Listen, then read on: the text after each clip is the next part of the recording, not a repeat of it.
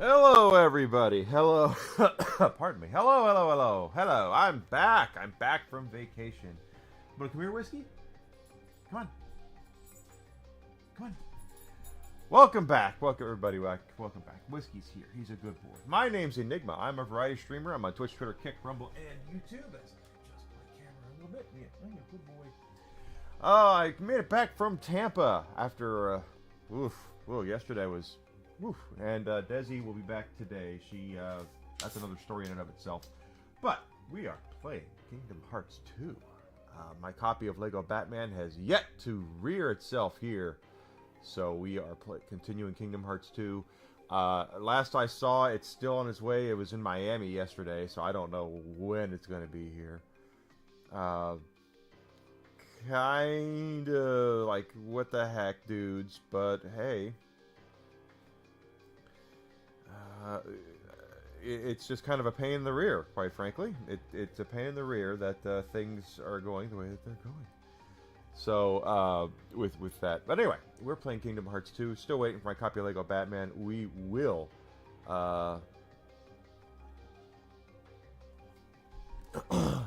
pick up Lego Batman as soon as I am able to get it installed on my PlayStation 5. But I need to get here first, so...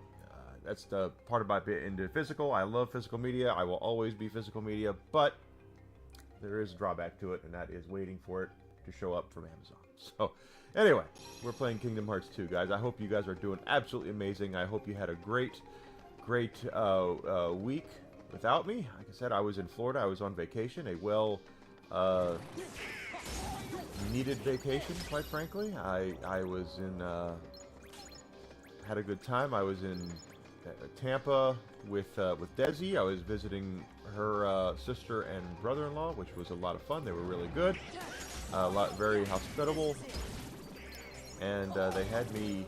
The brother-in-law had me call a friend of his and do my Arnold impression and crank call him. So that was actually really fun too. But we went to a game for the Bradenton Marauders, which is the minor league single A affiliate for my beloved Pittsburgh Pirates, which was a lot of fun. And then on Monday, we were at Universal Studios in Orlando. We went to Epic Universe, where I got to hang out in Super Nintendo World. I put pictures up on my Twitter account about it. I was just beside myself with amazingness and fun. Absolutely loved it. Was really into it. It was great. Just really loved being able to spend time there, and I put pictures up on my Twitter account.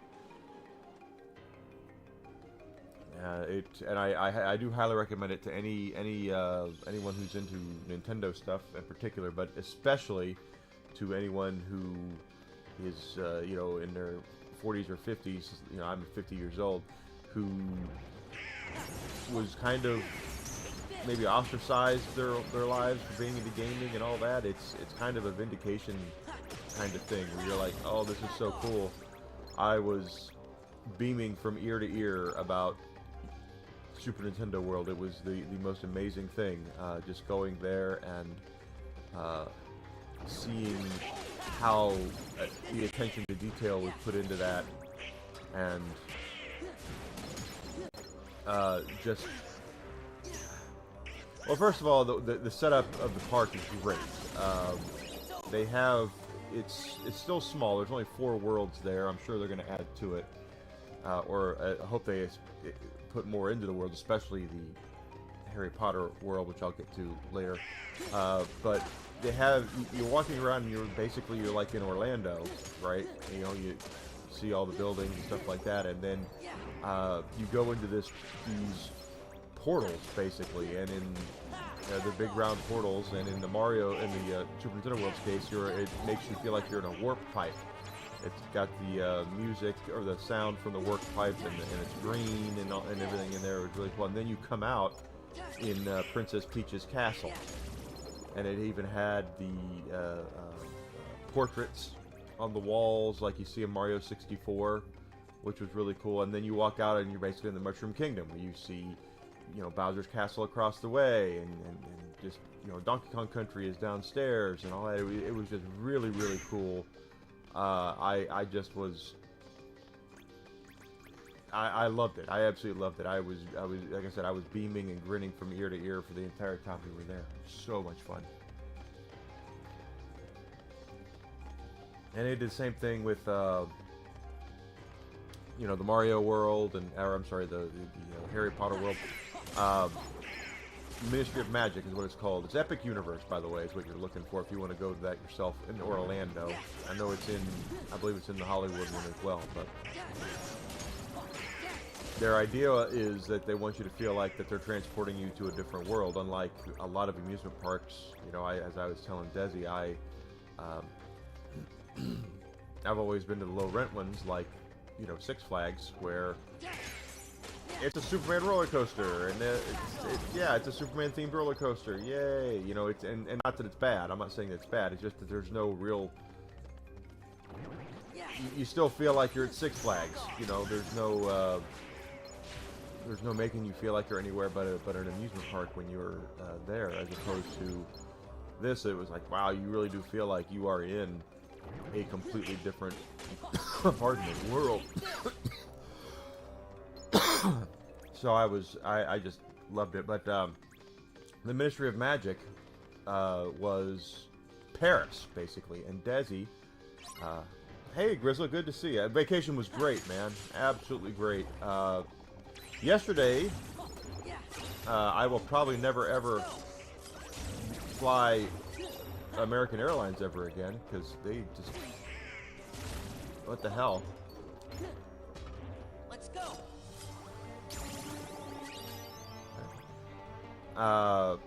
But we had a great time. The Super Nintendo World was amazing. You really felt like you were at the Mushroom Kingdom. That was the whole thing. You walk out and you're in the Mushroom Kingdom, and we did a ride. We didn't do all the rides because the wait times were insane, and we wanted to see more stuff. We went into Tampa. Tampa wasn't that bad. We flew in and out of Tampa. That wasn't bad, but the American Airlines bought. Let's get into it. Let's talk about American Airlines here for a second. On the way down, they stuck out when you get. I think they do it by your seating arrangement, but I don't know. But I booked my flight last month, and then they have it where you can go online and you can check your flight status and check in 24 hours early. So I did that, and they put Desi and I in Group 9. Now, without getting into the minutia of everything, Desi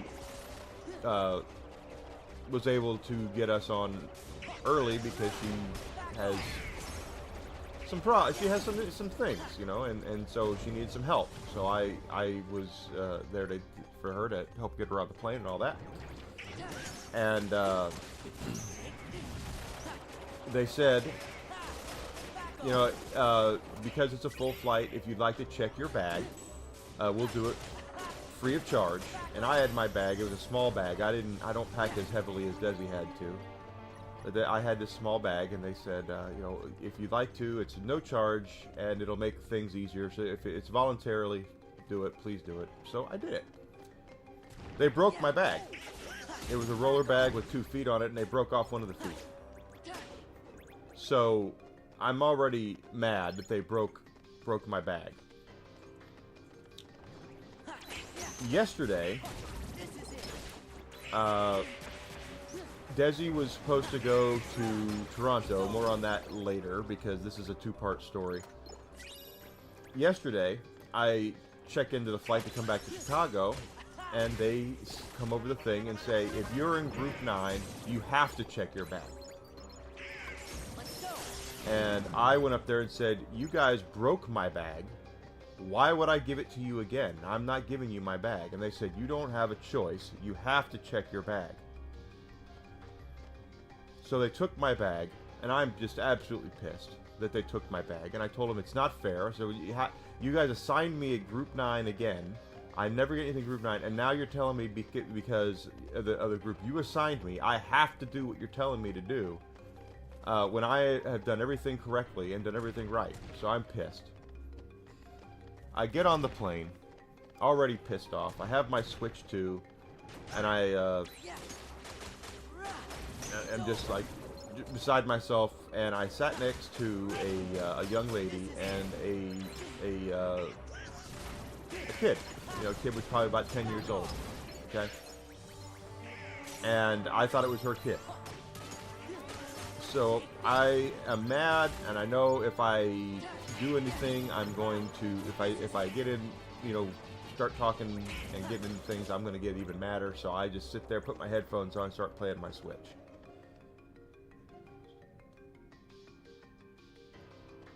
Yeah, that's just the airlines are so stupid. I'm sorry, Grizzle. That absolutely sucks. They can't do that to you. That's the thing. It's medical equipment.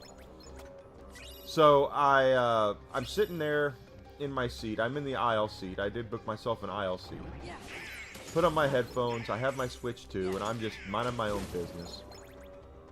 And in front of me is a young mother who probably wasn't even 30 years old, and she had a little baby and two other kids that were probably a couple years apart. So we're talking like, you know, 7 and 5, and then a baby who was less than a year old. And she is not watching her kids or managing her kids or at all. They are bouncing up and down on the seats. They are losing they're all over the place. She's putting the baby down in the aisle, let the baby run around in the aisle, which is against FFA regulations, by the way. And the flight attendants didn't do anything about it. The baby falls on her ass, and then starts crying. So the baby's crying, and luckily I had my headphones were noise canceling, so that wasn't really that big of a deal to me. But when I got up to go to the bathroom, I nearly tripped over the little kid. So we're about an hour into the flight back to Chicago, and the kids were bouncing up and down on the seats so much that I had a lemonade on my tray table, and they were bouncing up on the seat so hard that they knocked my Switch into the lemonade, and I spilled lemonade all over my Switch and on myself. And it was her job to keep control over her kids, and she didn't do it. So I get up, and I'm just about to lay into this woman and just start dropping MFers. And then I look over, and this lady had been really nice to me, and I see that she's there with this kid, and I'm like, I'm not going to do that. I'm not going to go up and embarrass myself and make an ass of myself in front of it. Yeah, the Switch is fine. It ends up it was mostly just on the screen. It didn't get on the buttons or inside of it or anything. But I'm seething. The lady next to me, she's like, I have a flight to catch. Do you mind if I go ahead of you? She's going to Alaska, and she's not able to get her. We were delayed leaving. That's the other part of the story. We were delayed a half hour leaving because of maintenance. And then as they're pulling us out onto the thing, the trolley they used to pull out the planes, the hook on it broke and slammed into the landing gear, so we were delayed another 20 minutes while they inspected the landing gear to make sure that it was still good. So already I'm thinking this trip is snake pit. But anyway, I find out after the fact that this kid that she's sitting next to is the other kid of the woman in front of me. So she has 4 kids with her instead of 3. And I'm just like, oh my god. Yeah, it's alright. Exactly correct. Exactly correct, Grizzle. She needed to keep a leash on her kids. So we were delayed an hour because of maintenance.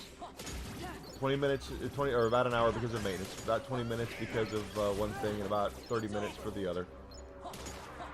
On the way into Chicago, the lady, she said, "Do you think I'll be able to make my gate?" And the lady sitting next to me, and I said, O'Hare should be called Murphy's Law, because whatever can go wrong will go wrong at O'Hare. It's Latin for delayed. And I really mean that. Anyone who's going into O'Hare Airport or is connecting something to O'Hare, just be careful.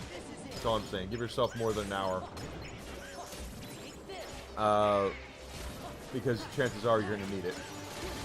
We pull in, we land at O'Hare, we're pulling up to our gate, and there's a plane in our gate they can't get out because of maintenance issues. So we were delayed another 30 minutes getting to our gate because there was a plane at our gate.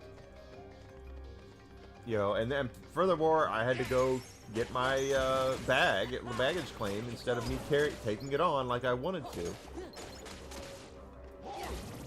So I'm completely pissed off at American Airlines. Okay, so that's part one of the story. You think I had it bad? Let's move on to Desi's problem, because I actually told Desi yesterday I should be going with you to Toronto, and we went to Florida because she had a business meeting with a company around Tampa. So that's why we were there. And we just extended the trip a little bit so we could do some fun stuff and have a little bit of a vacation. We separated it. Kirsten said, I'll see you tomorrow in Tampa at the airport because she had to go to another business meeting in Toronto. So she gets on the plane to go to LaGuardia. She has a connecting flight to Toronto in LaGuardia in New York. She's at LaGuardia and finds out they canceled her flight. Had no idea why.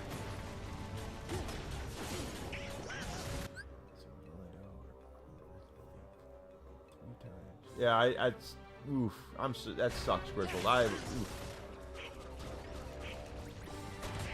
am sorry to hear that. That is terrible. Was it American Airlines? So, but anyway, they canceled her flight. It was because of weather.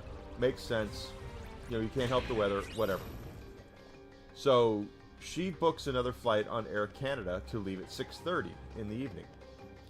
Well, they canceled that flight and put her on another flight at 11:30 at night. Well, at that point, it's like, why even bother going? You're going to miss the meeting. She wouldn't have made it in time. So she says, I'm just going to get a flight back home, and I'll leave tomorrow morning. I'm going to get a room here in New York, and I'll just come back tomorrow. So she goes to get her bag at 5 o'clock, so she can go to the hotel and rest and can come back tomorrow. They made her wait almost 5 hours. I don't use this word often on stream. 5 fucking hours. Hey, Uncle Martin. To get her luggage. They held her bag for 5 fucking hours. She didn't get out of the airport until nearly midnight locally, trying to get her bag.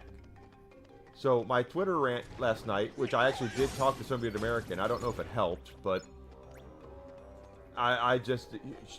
she'd go up and they would talk to her, and she'd talk to somebody, and they'd tell her, oh, we're sending somebody over, oh, we've called, they're working on it, oh, whatever. They gave her that shit for 5 fucking hours. Yeah. And she's just, and Desi has like the longest fuse of anything. She sees the good in everybody. I'm dead serious when I say this, guys. She just does not want to cause a scene. She doesn't want to get onto anybody. It's just she understands. I am about attacking processes. I'm about, hey, this makes no sense. How can this happen? She's like, no, everything's fine. I'm all right. It was great. And I was like, no, this is not fine. Where's your bag? After 3 hours, I was like, where's your bag? This is not hard. They got her bag almost midnight last night.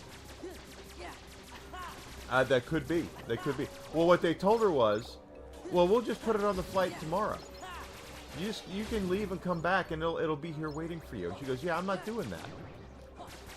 And so, it was Keystone Cops in the absolute biggest way. So as bad as I had it with, the 2 hours, 2 hours being delayed, all that good stuff. I wasn't in the airport for 5 hours waiting for a frickin' bag. But she was. And boy, she was beat. She's at the airport now. She's going to be home today. She booked a flight to come home. She'll be home probably before I'm done streaming this morning. We'll see. I know she's going to get an Uber from the airport because I had to bring her car home. That's what well, Desi does take meds, but Desi's a med veteran. She didn't have her meds on her, but I told her, tell them you have your meds in there. She says, only rookies carry their medication in their luggage. I have my meds. I said, they don't know that. Tell them you need your medication in your bag. You have to have your bag. And that's what I told the person at American Airlines. I was like, she has medication she needs. Get her luggage. I mean, y'all saw what I said on Twitter. If you look at my Twitter, oh, send us a DM with your confirmation codes. How about just get her frickin' bags, you know? So, yeah, you're a rookie then. That's what I told her, because I take some meds for my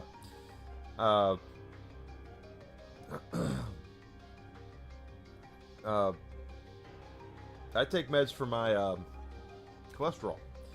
But I was just absolutely pissed, and she was too, and she finally got to the point where she was yelling at him, which is really something for Desi. As I said, Desi sees the good in everybody. She does not throw a fit. She doesn't do any of that. And she actually told me, if you were here, you'd be throwing a fit right now, and I'm glad you're not here, because I'm immediately saying I should have been there. I should be there. I should be there. She's like, no, you shouldn't be here because you'd be throwing a fit. And I'm like, yeah, you're absolutely right. I would be throwing a fit because a fit needs to be thrown. You put on your carry-on. Oh, that's something else they did. They took my carry-on from me, and see, oh my God, if I'd have been with her, and they held my bag like that. When they made me check my bag,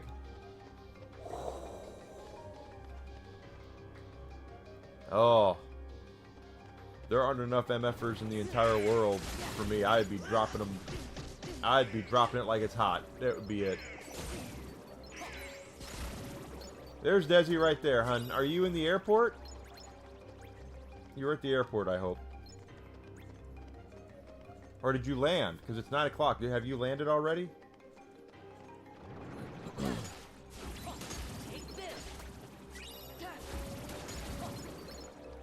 I'm telling him your story about what happened to you last night and how you got mad, which is really, really, really hard to do, is to get her mad.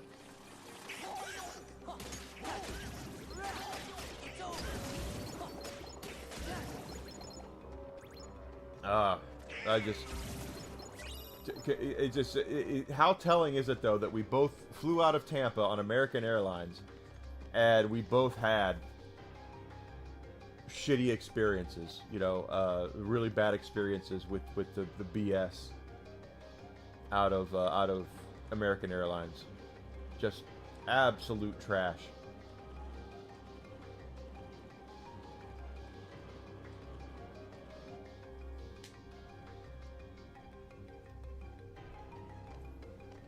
Absolute trash. So my point is, guys, don't fly American. Go United, go Southwest, go JetBlue, go Delta, whoever else.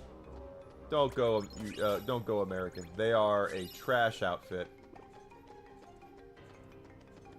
And I'm not blaming American for the woman who is sitting in front of me, but I am blaming them for making me check my bag and delaying me for, you know, more than 2 hours, because not only did I have to do, they delay the flight, I had to go baggage claim, which I didn't want to do. Which put me in the teeth of rush hour, by the way. So, it's more than 2 hours because it took me over an hour and a half to get home when it should have taken me an hour. So, the only mistake that's a mistake we made was we flew American. Oh, Spirits. Didn't they go out of business? I mean, Spirit. I don't know how Spirit could have been any worse than what I dealt with. What we dealt with yesterday. I mean, just a complete trash outfit.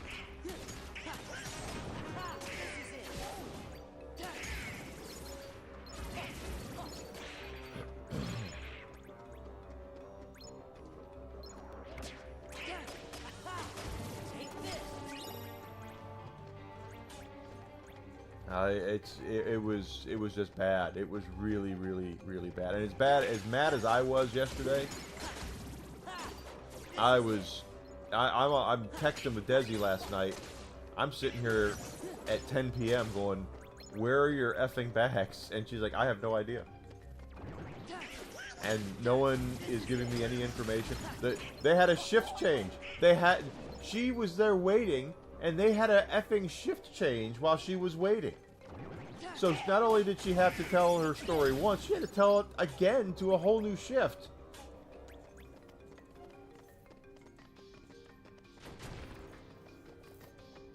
Took train for. Well, I would say, yeah, I would kind of joke and say, well, didn't that take a long time? But as we just discussed, apparently flying takes a long time now.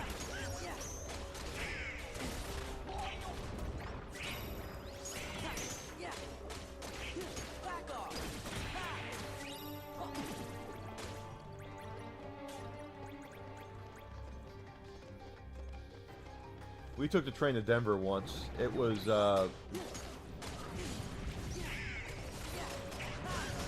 alright experience. We didn't sleep a wink on the damn train.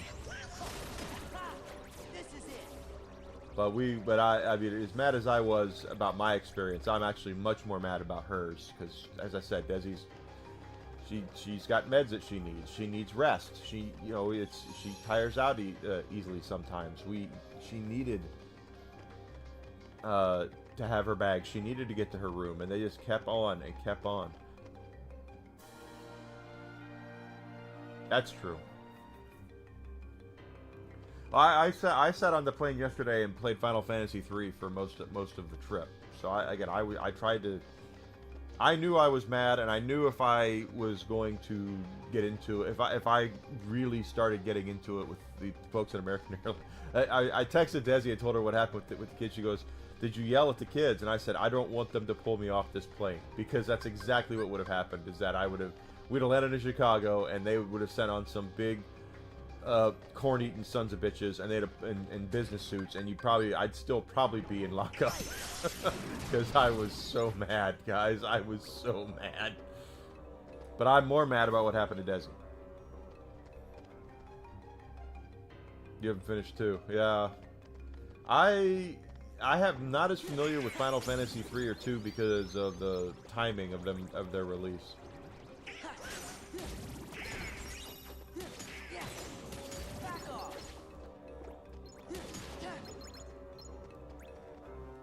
I don't even remember the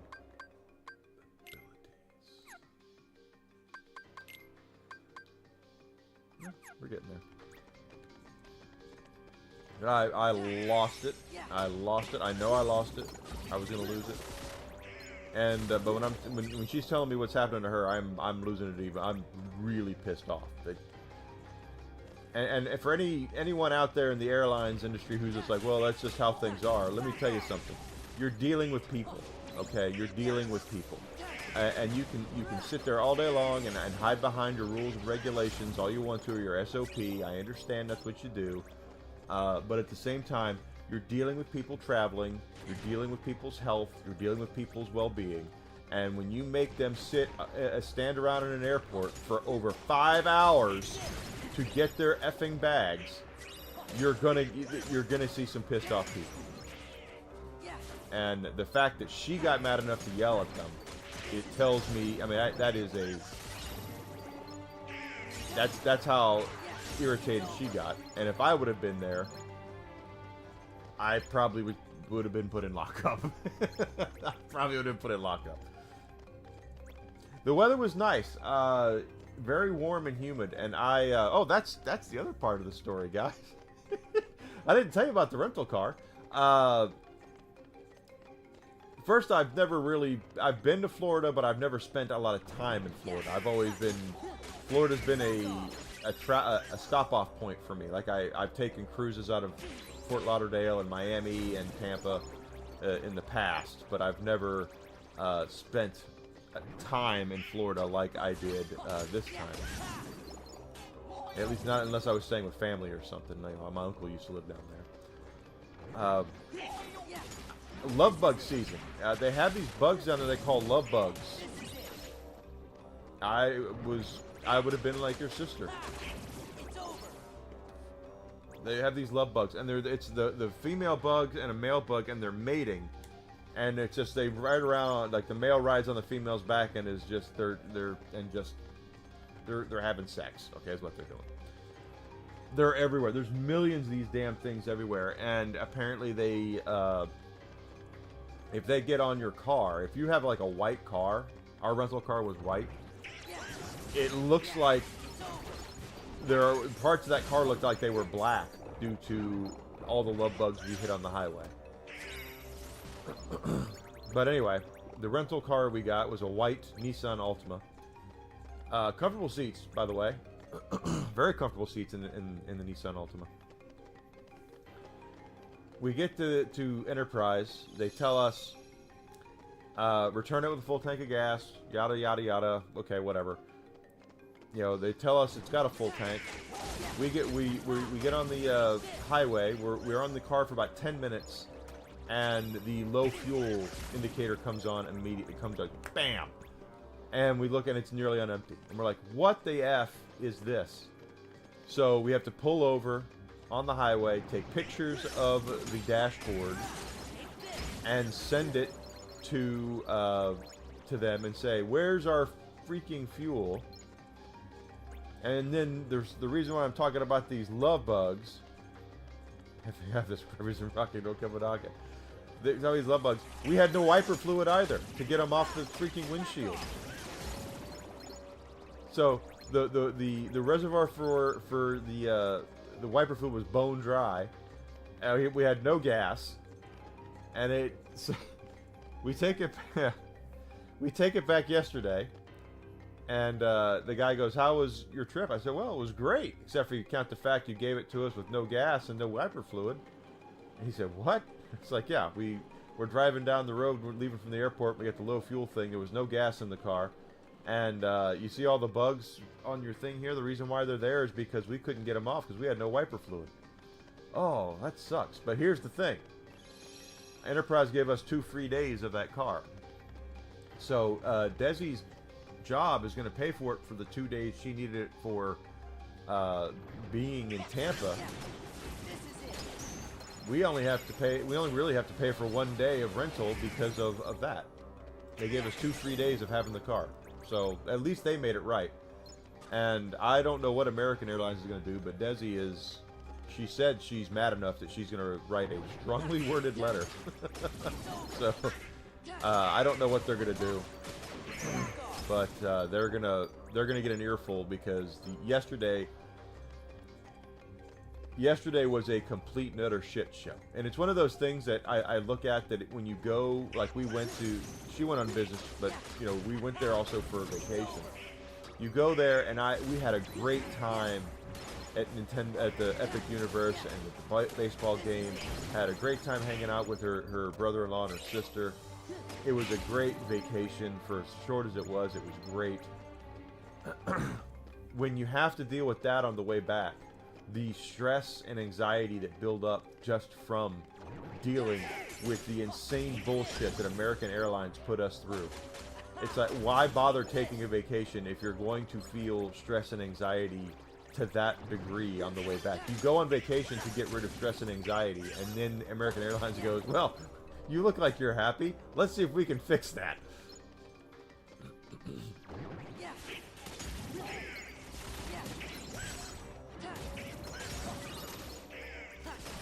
If I don't know what they're gonna do. I don't know what they're gonna demand, but it was my first trip on American Airlines in about 15 years, and it's probably gonna be, if I have my way, it'll be our last, because that was the absolute the only flight that was worse. I've only been on one airline that was worse, and it was Northwest.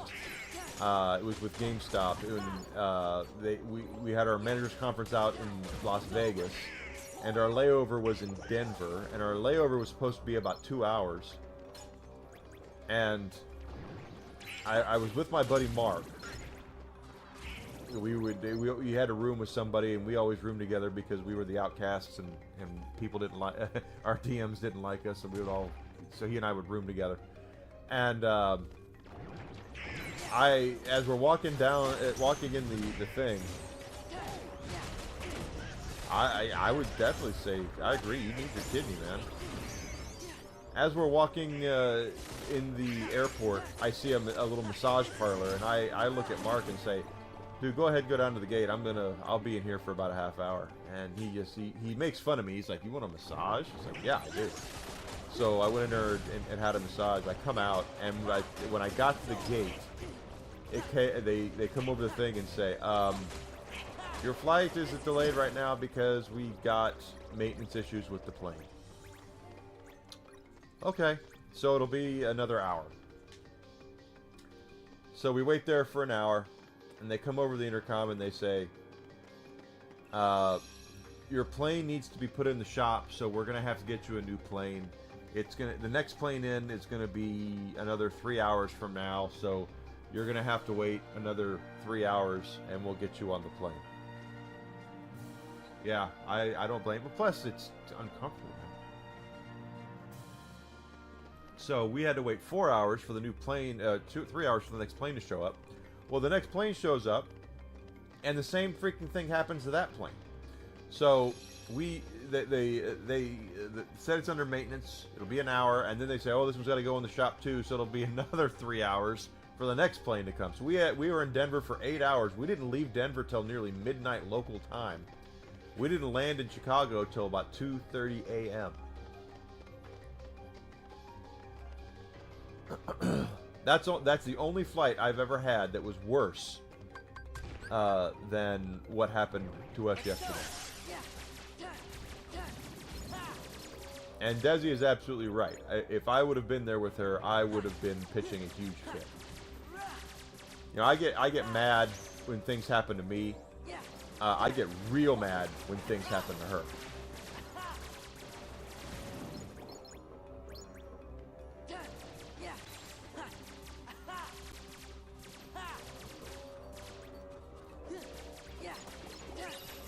Yeah, I was pretty pissed at that, but yeah, when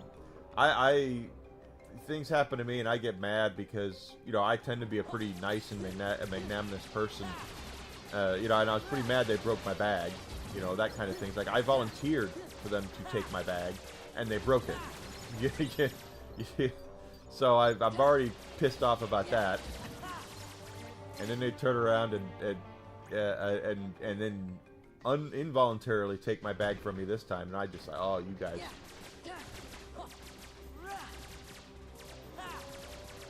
I was not happy.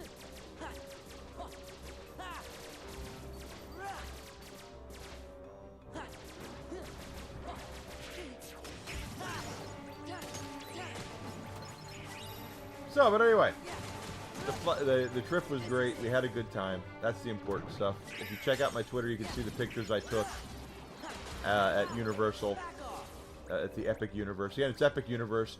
This is the thing about Universal Studios, guys, and I didn't know this until after we got to Orlando. Universal Studios is actually 4 different theme parks, and they charge you admission to get into each one. So I thought Universal Studios was like Disney World. When you get to Disney World, you pay one flat fee, and you go to Disney World, you get to see everything. I didn't know Universal had 4 different freaking theme parks, and they wanted to charge you $150 to get into each one. So we really only saw some of the stuff we wanted to see, because the Epic Universe is where Super Nintendo World was, which was the real reason we went, is because I wanted to go to Super Nintendo World. But we didn't get to go see any of the Minions. That's the, you know, Desi loves the Minions, and I really wanted her to see them. So, I think next time, if we get to do this again, we will maybe take another day and to do it and head there, head to so we can go to the park where the Minions are.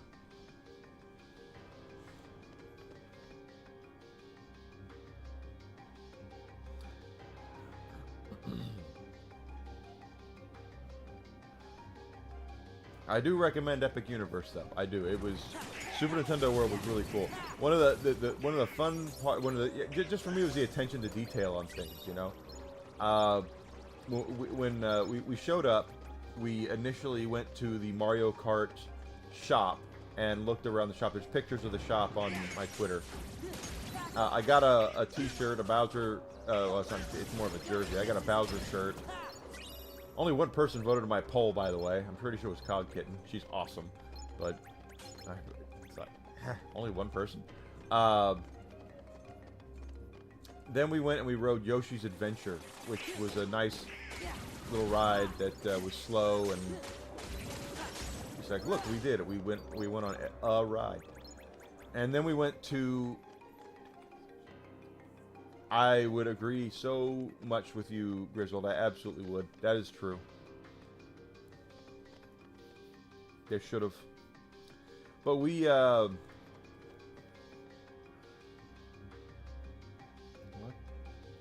is this? Okay. We, after all that, we went to the Toadstool or Toad Cafe. Okay, it's a sit-down restaurant. It was probably about 11. We go in there and we sit down. You do the app. You download the app, the Universal Studios Epic Universe app, the Universal Studios app, and then you can order your food. You know, they detect that you're in Epic Universe, and then you tell them which restaurant you're at, and then they bring up the menu and all that. The pictures, I put pictures of what we had. Desi had the Luigi burger, and the bun had his mustache on it, and had a little cap on it and all that, the little pin of the cap. I got the Bowser's Fireball Challenge, and let me tell you something, that was a spicy meatball. I did not expect that meatball to be that spicy, but holy crap was that meatball spicy. When you're sitting there in the cafe, these video walls are on the back wall, and it's just video walls of toads cooking your food, right? So it's these toads are cooking the food. The food was all right. You know, it looked cool. It looked cool. It looked better than it tasted. Let me put it like that. I think that's the best way to put it.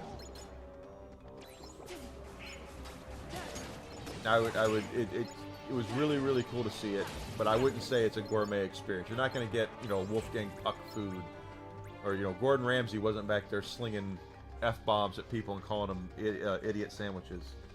But the video walls had these toads that were in the kitchen cooking. So they, you know, stirring up soups and, you know, making sandwiches and stuff like that. It was very cool to see that. Well, every 20 minutes or so, the lights would turn down, and the music you would hear over the thing, which was all Mario music, would turn to the Bowser airship theme. You know, the airship theme from like Mario 3. And then you'd hear thunderstorms and all that, and then you'd hear bullet bills being shot. And if you look at the video walls, bullet bills were flying into the kitchen, and the toads were all running out with their hands up, like, oh my god, here they come. And it was just the coolest thing. I was like, oh my god, that's so cool. And it's just a stupid little thing, but it was just cool that they did that. And then after, you know, 5 minutes of that music, the music would shut off, and the toads would come back in, and then they would go back to cooking. It was just a fun little thing. I really wouldn't get the Bowser meatball again though, because it was, like I said, it's the last thing you want when it's a 90-degree humid day in Orlando is a big ass spicy meatball.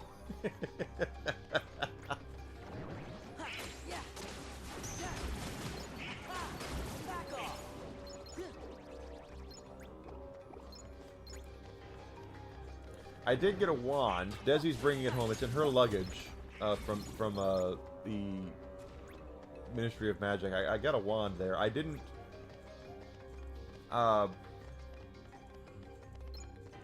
the real you got Grizzle. The Super Nintendo world was amazing. I cannot stress enough how fun it was, and some of the stuff that I thought was the most fun for me, and it's just because I don't have any kids, and I never will have any kids, but you could buy these wristbands that you put on your wrist, and then they have question mark blocks all over the area where you can punch the question mark blocks and you can get coins out of them. Not real coins, just the wristband makes the noise bing, bing, bing. Remote control weapon. They had remote control cars there, I know that. But we didn't do any more rides either, by the way, because of the time. Like, I was going to go on the Mario Kart, and it was by the time we got out of lunch, it was over a 100-minute wait to get on Mario Kart. And I said, I'm not waiting almost 2 hours to get on a freaking ride. But anyway, dads were going around with their kids, and they were lifting their kids up so they could punch the question mark blocks and things like that. Oh, T-Rex. Oh, that's what you're talking about, the wand. It did stuff in the park. Like, you could go up to a shop and flick the wand, and then all the cases would open up and all that. They did do that. I just got it for display. Look, my lightsaber's up there. I'll take a picture of it when Desi gets here. I don't know. I didn't take it out. But the thing about the Harry Potter land, I have to tell you, the Ministry of Magic, if you guys decide to go do that, it looks awesome. It's like Paris. Desi loves Paris. It's like walking down the streets of Paris. She loved the architecture. She absolutely loved it. She was beaming from ear to ear about how much she loved it. There was nothing to do there. There was one ride, which was over 2 hours to wait to get on. And then it was nothing. Wall to wall, street to street, nothing but shops. It was nothing but shops. Wands, candies, butterbeer, clothes, all sorts of stuff of shops. I was like, wow, this is. Not that I'm not a capitalist, because I am, but I said this is nothing more than just marketing on steroids. All shops, every bit of it was shops.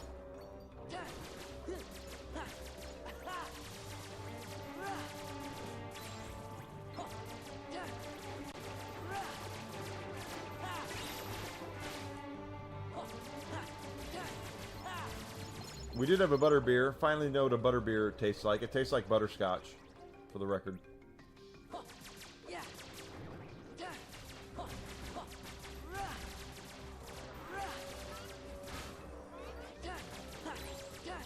And it was so sweet that we only could have... we drank one together, but it was... I was like, one of those, and I'm done for a long time. You know, it was just way too sweet.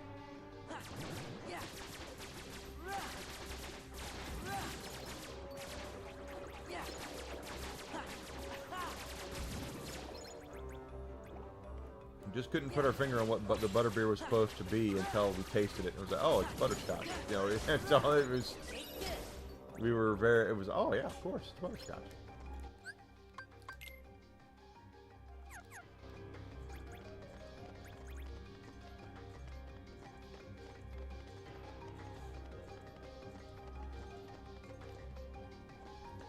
Yeah, but the ministry was way too.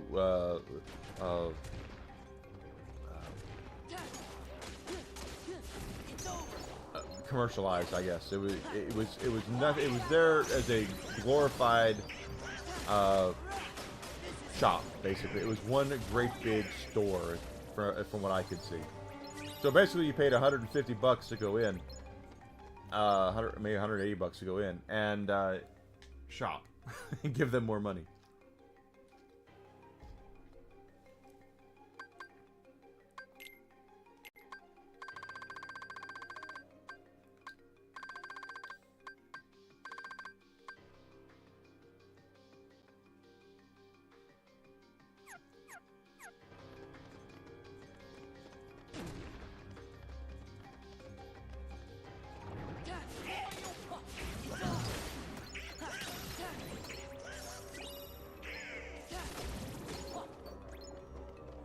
But you know what? If you are a Harry Potter aficionado, if that is your thing, if you're a Wizarding World person, that's probably right up your alley. Now I've seen all the movies, I've read all the books, but I wouldn't call myself an aficionado.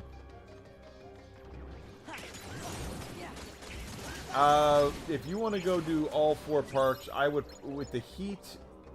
And again, if we go back to do something like that again, we're probably going to do it in the winter, where it's cooler there, but not it's still a lot nicer than it would be in Chicago, but it wouldn't be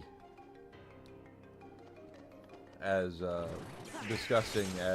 It wouldn't be as hot because I felt like I sweated off a toddler walking around Universal. It was so freaking warm.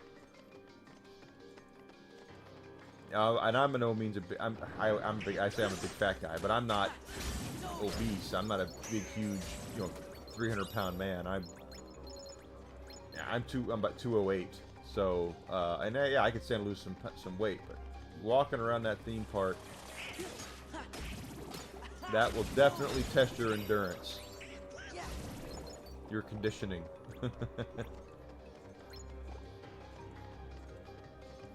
Yeah, you definitely need sunscreen, but you also need stamina. You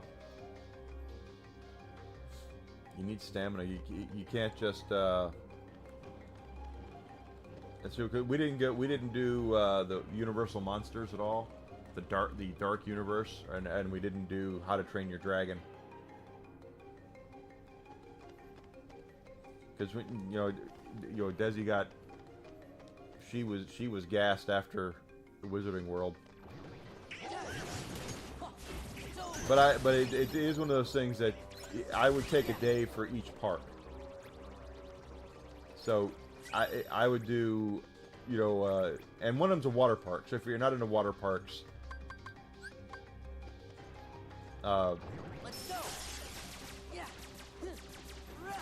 you could probably skip one of them. So that'd be 3 days.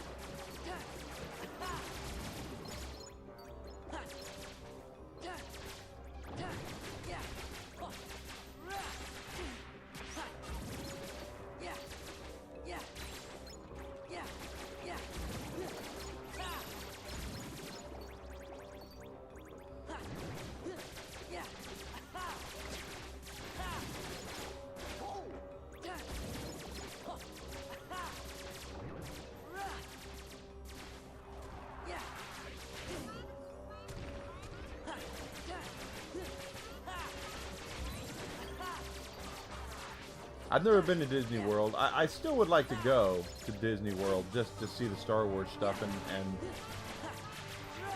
it'd be a lot more nostalgic for me for the Disney stuff. I grew up watching some of those classic Disney films, but I'm by no means. I had my choice. We could have done Disney World or Universal, and I chose Universal.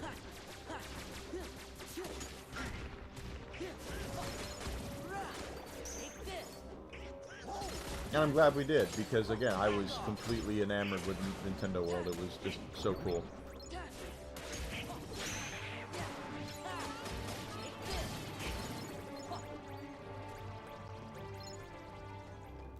Because we talked about it. We actually talked about which one we'd rather do, and I said I'd rather do Universal just for Nintendo alone. Hey there, Alpha Wolf. Kingdom Hearts is fine. Hope you're doing well today. Thanks for coming in.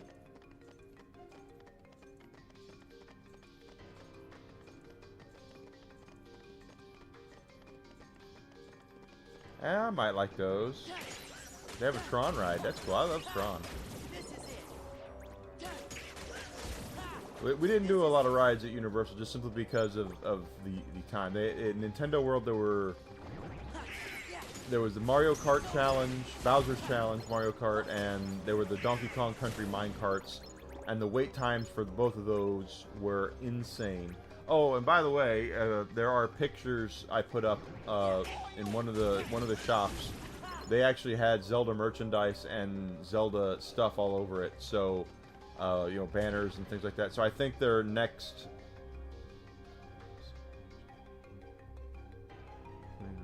Well, if you like, if I've never been to Disney, but if you like Nintendo, the Epic Universe Nintendo World's awesome.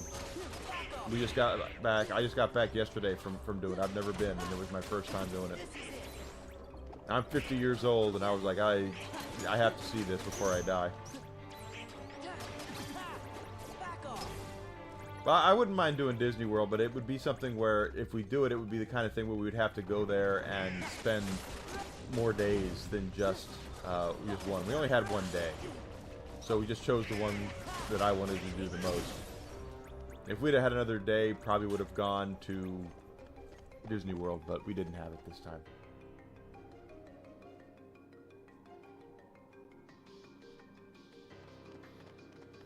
Well, I don't like any of the companies as a company. I look at games, I like the games and the nostalgia feeling of walking into the Mushroom Kingdom. 10-year-old me would have been enamored with it. Does it really take a long time to get through to go to Disney World? We'll go through Disney World. I bet it does after it's been there for so long.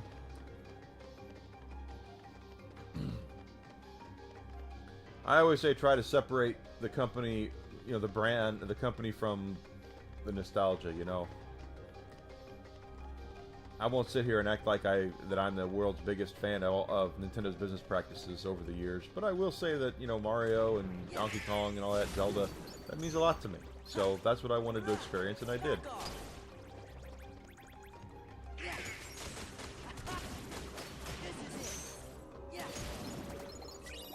It was fun, and I would do it again. But I do believe their next expansion will be Legend of Zelda. I do believe that, because they've got stuff in the park already for Zelda. They're selling Zelda stuff there. The one that I didn't see. Well, yeah, it was expensive. For Desi and I to go one day to Epic Universe was over $300, and that was just to get in the park.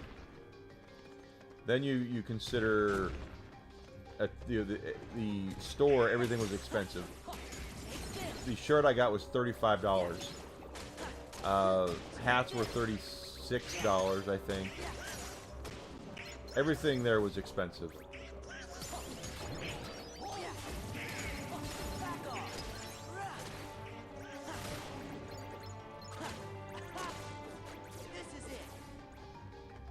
They're no longer affordable for people. That's the problem. Yeah, Epic Universe is where we went. Oh, no, sorry, I misread that.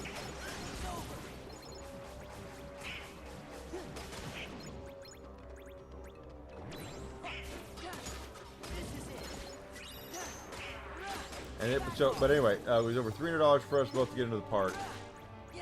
We spent another $70 on food. Her burger and a drink, and my meatball thing and a drink was $70. The shirt was $35. The wand I got was 60-ish, and I got a stand for it to put it up, and that was another 40. So we spent quite a bit in one day at Universal. And I know Disney's got to be worse. So it'd be the kind of thing we'd probably have to save up for, and if we wanted to do a longer trip like that. But honestly, I think we could probably do everything we want to do in about 3 days. Because if we had had the time to do everything we wanted to do, we would have done it. The Epic Universe, which we did. We would have gone to where the Minions are, whichever of the parks that is, on one day, and done that because Desi loves the Minions. And then Disney, we would have gone just so I could do Star Wars. But you're looking at just if we're going off of averages there, let's say 300 a day. That's $900 in just park admission. The eating in the park, If that's going to be, let's just say it's going to be $70 a day for food. So there's what, 210, right? So 900 and 210. You get a shirt at each park, and they're 35.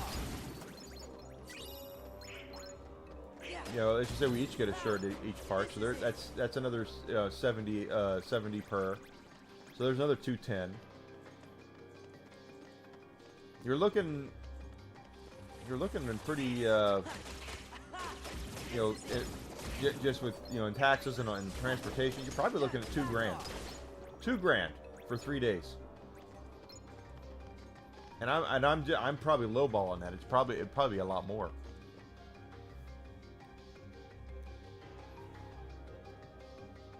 Would probably be a lot more than that.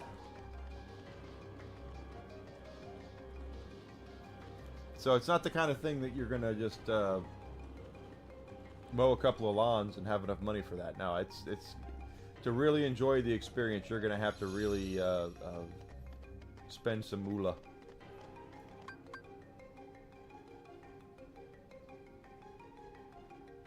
You really go to Hollywood Studios. See, I California, I don't know.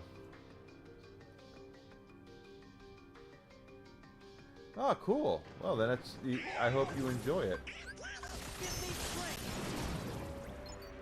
Oh, crap. Dark Sora. No one likes you, Dark Sora.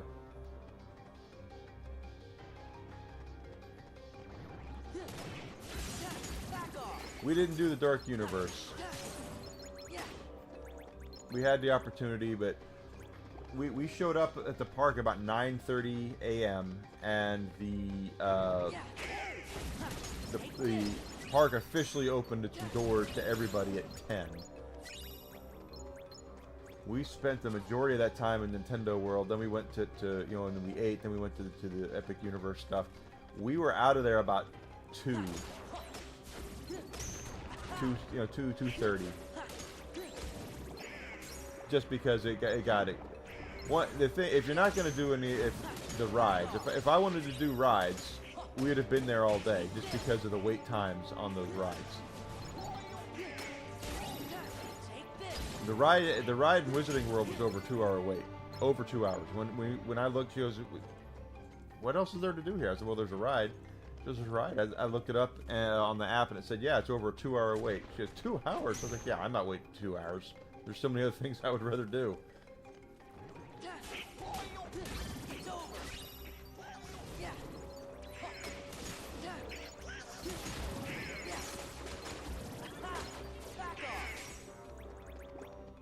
They're paying you less than minimum wage right now? Or are you getting the raise because of minimum wages going up?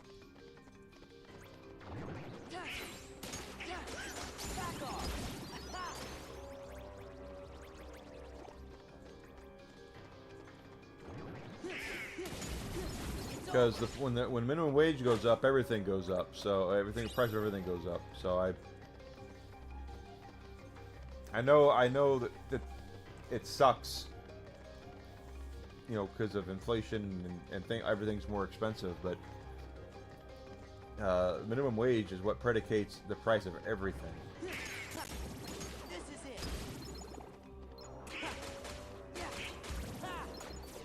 You're in ads, okay.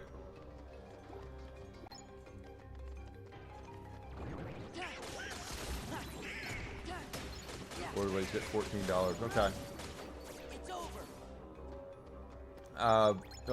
When minimum wage goes up, everything goes up in price, because that's the lowest people can pay somebody.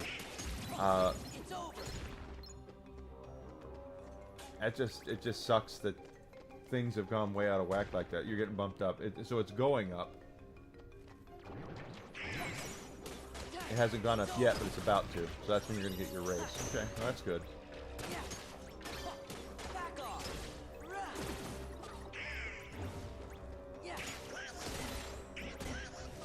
For anyone out there who's not a business major, the minimum wage is what everything is predicated on when it comes to price. So you want to know why a Big Mac used to cost, you know, a couple bucks, and now it's a $5 burger? It's because of minimum wage going up.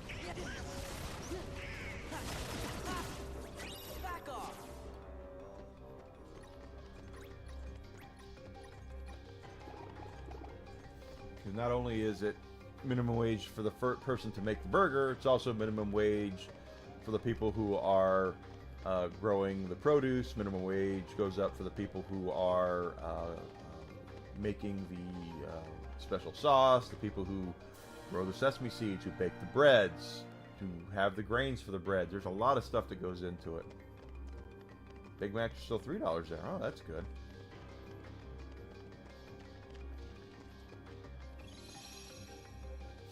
I don't eat Big Macs. I don't know. I do quarter pounders, but I'm just telling you guys, minimum wage is how everything is predicated. Rent, everything is based off of minimum wage. You raise the minimum price of labor, you raise the minimum price of everything. That's just economics 101. Master's degree in business, I know what I'm talking about.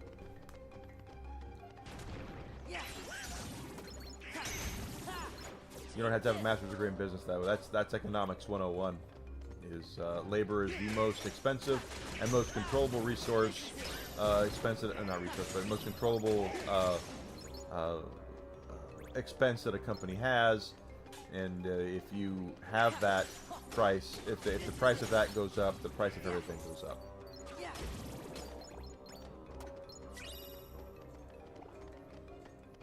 Just like taxes. Taxes are the same thing. If you raise taxes, the price of everything goes up. Because the consumer pays for the tax. And the same thing applies to tariffs. Customer pays for the tariff. That's just economics 101. Anyone who tells you otherwise on any of that stuff is trying to get you to vote for them. You want the real truth? Real truth is raising the prices on a corporation, like raising the costs on a corporation like that will mean that their goods and services will all go up as well, because they're not going to absorb that expense. You are.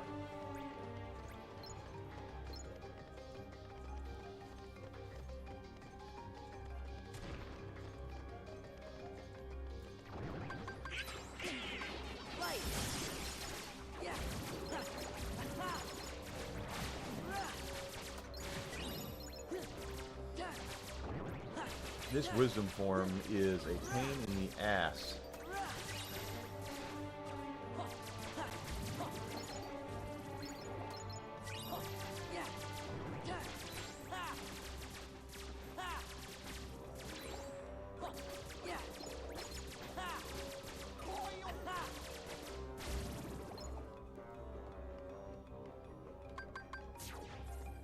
It's kind of a waste. 14 more.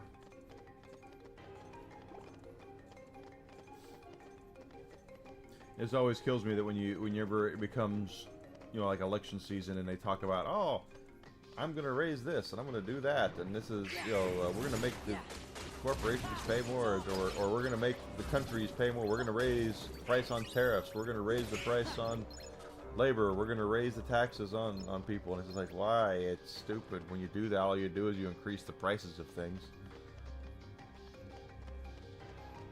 How about lowering the taxes on them, and then the prices of everything will go, well, you'd think they go down. That's not how a lot of manufacturing jobs work. I know for a fact that a company that I most recently worked for was a manufacturing company, and they never gave their savings to their customers.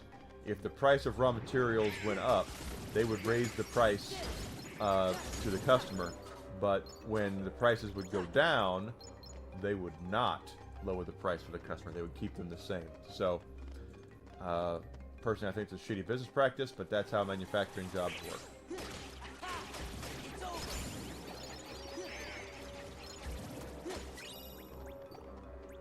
Strength increase for Sora.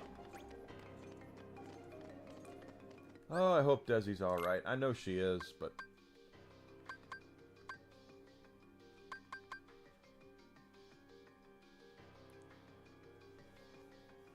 Strength goes up to 47.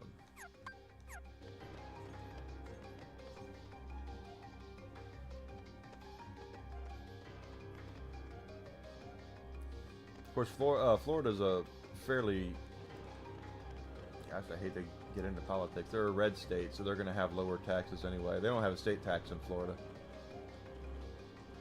And that's because of tourism. They don't have to have a state tax if they tax the hell out of tourists. And they have a lot of that tax revenue coming in because of Universal and Disney, and that's the tip of the iceberg down there. There's a lot of stuff in Florida. We drove by one place. We were on going up to Orlando, and it was a dinosaur park. I never heard of it, but it's there. Bigger than Dallas.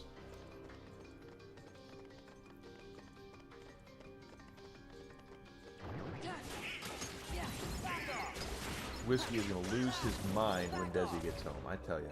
When she gets back, he lost his mind when I got home yesterday. He was like, oh my god, you're back!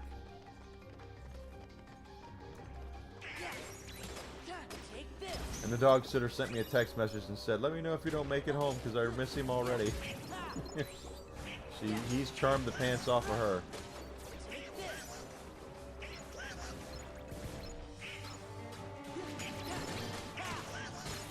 That's what Whiskey does. He charms the pants off the ladies. He's a Prince Charming.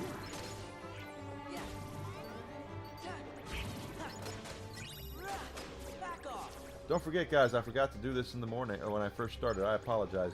Hit the follow button, Twitch, Twitter, Kick, and Rumble. Subscription on YouTube would also be great. It's all free stuff. I'm not asking you for any money. I am asking for the opportunity to grow. That's what I want to do, is grow and get bigger and better at what I'm doing. The only way that's going to happen is through growth, and not asking you to do anything. But if you want to, you can spend money, and that goes directly help the stream. That also is greatly appreciated. I think I've already... No, I didn't. Okay. You can do subscriptions on Twitch, Kick, and Rumble. And there's Rumble rants and tips and all that good stuff. I also have a Fourth Wall store where you can buy t-shirts, hats, things like that with my wonderful logo on it. Hey R2, good to see you. Thanks for coming in, bud. Hope you're doing well. Let's move up here. Trying to level up our forms is a little bit of a pain. The wisdom form is the biggest pain because it's a shooting kind of thing. So the limit forms and the master form shouldn't be that bad. The master form actually is the easiest because master form takes both Donald and Goofy away, so no one will take Sora's kills. Whenever you're doing like the wisdom and valor forms, wisdom form takes Donald Duck away, the valor form takes away Goofy. So you still will have a party member that can steal your kills. That's what's going on with wisdom right now, is Goofy sometimes runs in and takes away Sora's kills. And when that happens, you can't level it up. We have yet to see the master form. I don't know, or whatever the final form is. I can't remember what it's called. But it's a super secret kind of form. You get it by accident.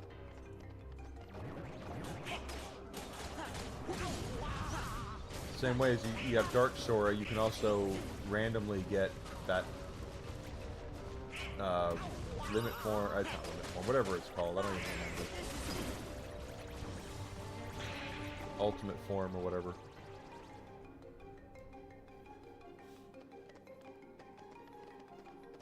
Let's run over here, because I want to get more maneuverability. I want to be able to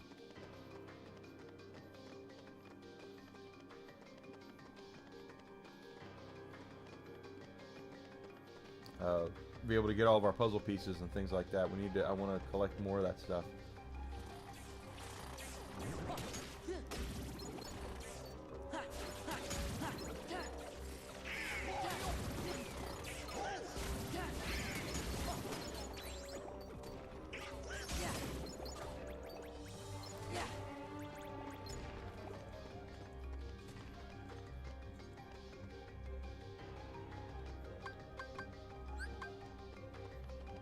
That one up there.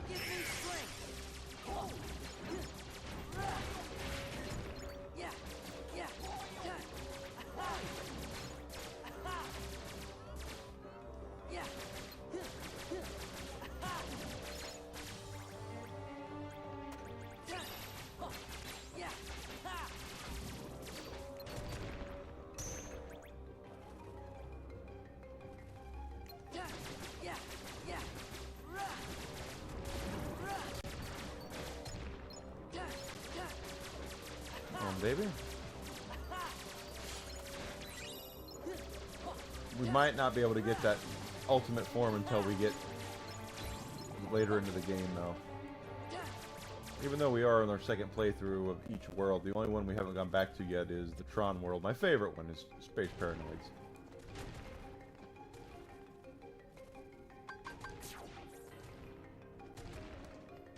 See, that one I'd like to be able to jump up there and get. But I think we need Glide for that, and we don't have Glide. There's another one up there, too, I'd like to get.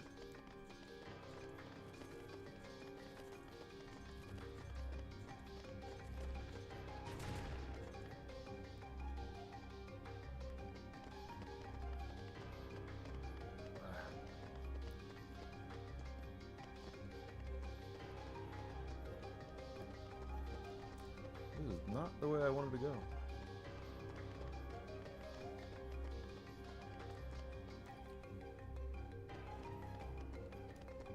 And the good news is we're also leveling up Sora, Donald, Goofy, so we're actually getting closer to having, being able to fight Sephiroth. Sephiroth is in Hollow Bastion. And he's an asshole, basically. Now, he's not as hard as he is in Kingdom Hearts 1. I've actually beaten Sephiroth in 2. Doing it in 1 is a problem, but I've done it in 2.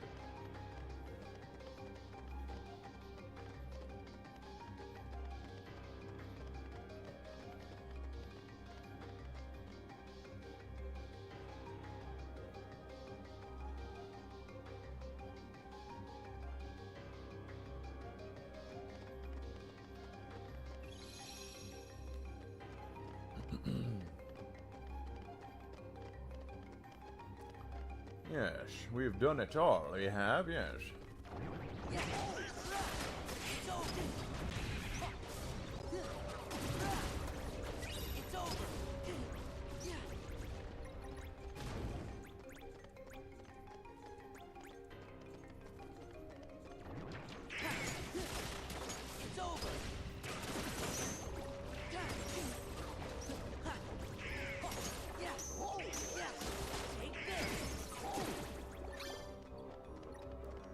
Come on, baby. Come on, baby, light my fire.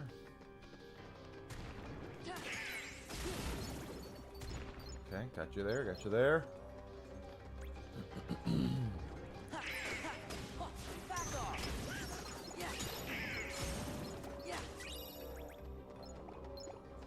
We have done a lot of all the tournaments we can do. There's going to be one more tournament that Pain and I can't remember what the other one's called. I was going to say Pain and Pleasure, but it's Pain and Torment, I think, or something like that. I don't remember. They're going to have one for us, and then when that's done, Hades is going to have a special cup in his chambers. He'll have a special cup we get to go, and that's very similar to the Hades Cup. I think it's like the Neo Hades Cup or something like that. That's going to be even more challenging.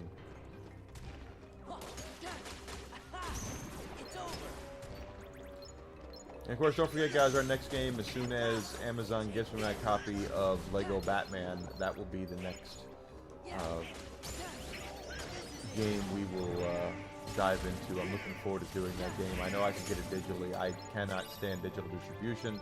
Nothing personal against anybody who's migrated to PC and wants to continue playing it that way. I don't begrudge anybody for playing games the way they want to play. As long as you're not pirating it. Because if the developers don't make any money, then or the publishers don't make any money, don't own the developers, then they won't make any more.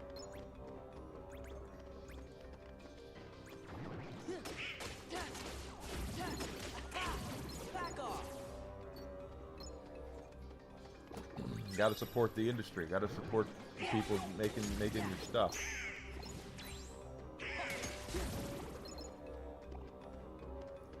It's always I always find it funny when they're talking about TV shows and movies that get canceled or canned, or why they never make sequels to them. And it's like because no one went to see it.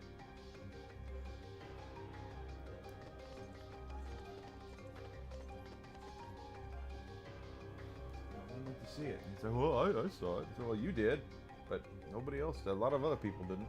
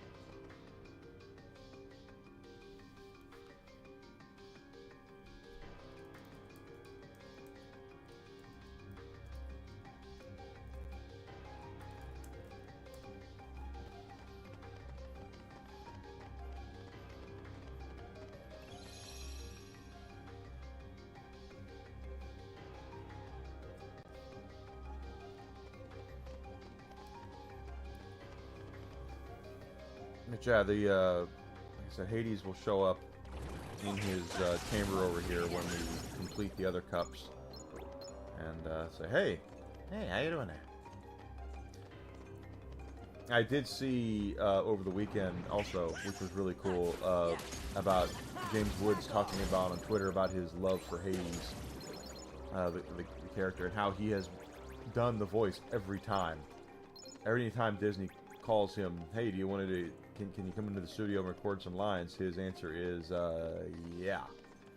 And about how much he loves the character, and someone was talking to him about how much their autistic son loves the Hercules movie, and how they hear, he watches it over and over again. And James Woods said, "What's your name? Your kid's name? I'll send him a personalized, voice note." This is where Hades will be when he's going to give us his tournament, and he did it, which was pretty cool.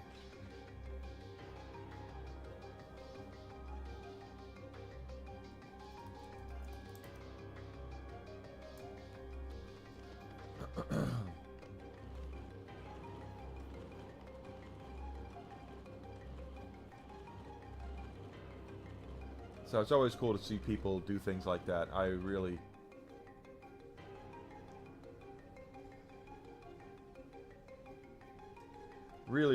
love that stuff.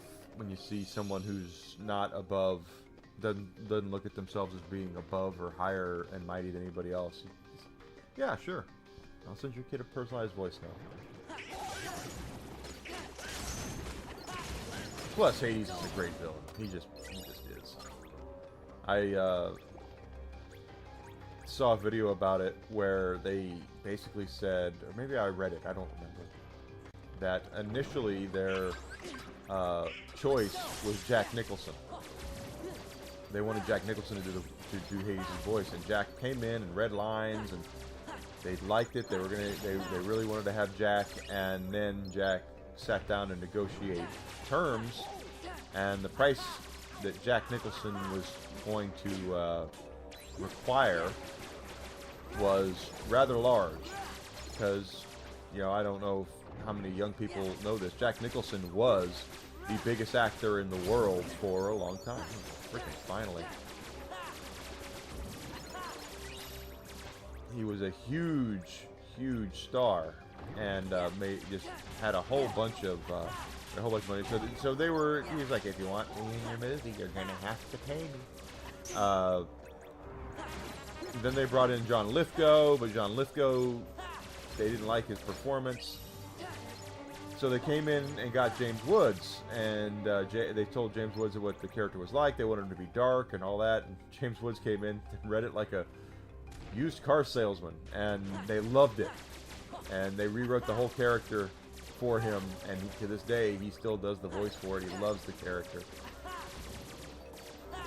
He said Hades is a schmoozer. That's what he wants to do. He schmoozes.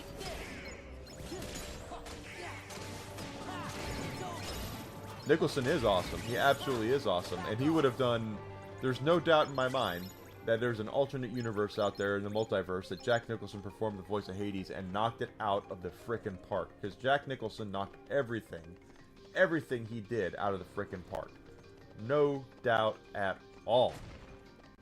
but I love the schmoozing, fast-talking, used car salesman that is James Woods' Hades. I absolutely love it. It's so against what you'd think that Hades would sound like, and it's great. It's funny. If you've ever seen the movie Hercules, you'll know that Hades has more charisma than anybody else in that film. Like, his reasoning is actually not bad.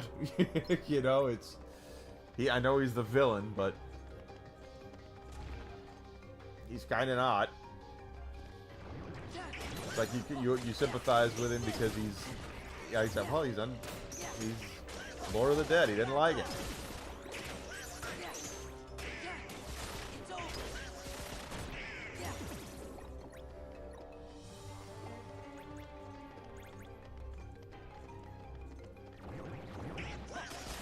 I think that's cool, but there are really good Disney villains out there that are completely different. Like Scar from Lion King. That's a great villain, and probably the best thing about him is it's Jeremy Irons. You know, it's freaking Jeremy Irons, and because Jeremy Irons just sounds like a freaking villain. He just sounds like a guy that.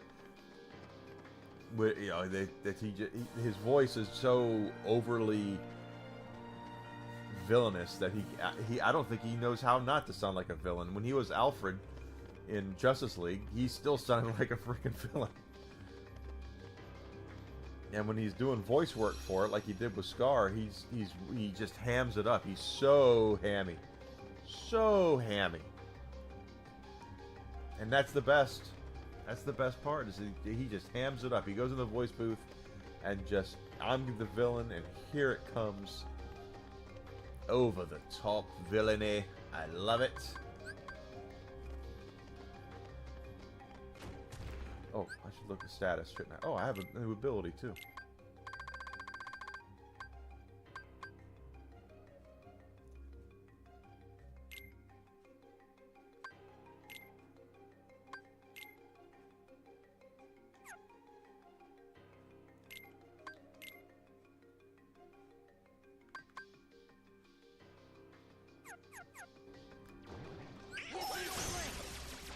I did not look.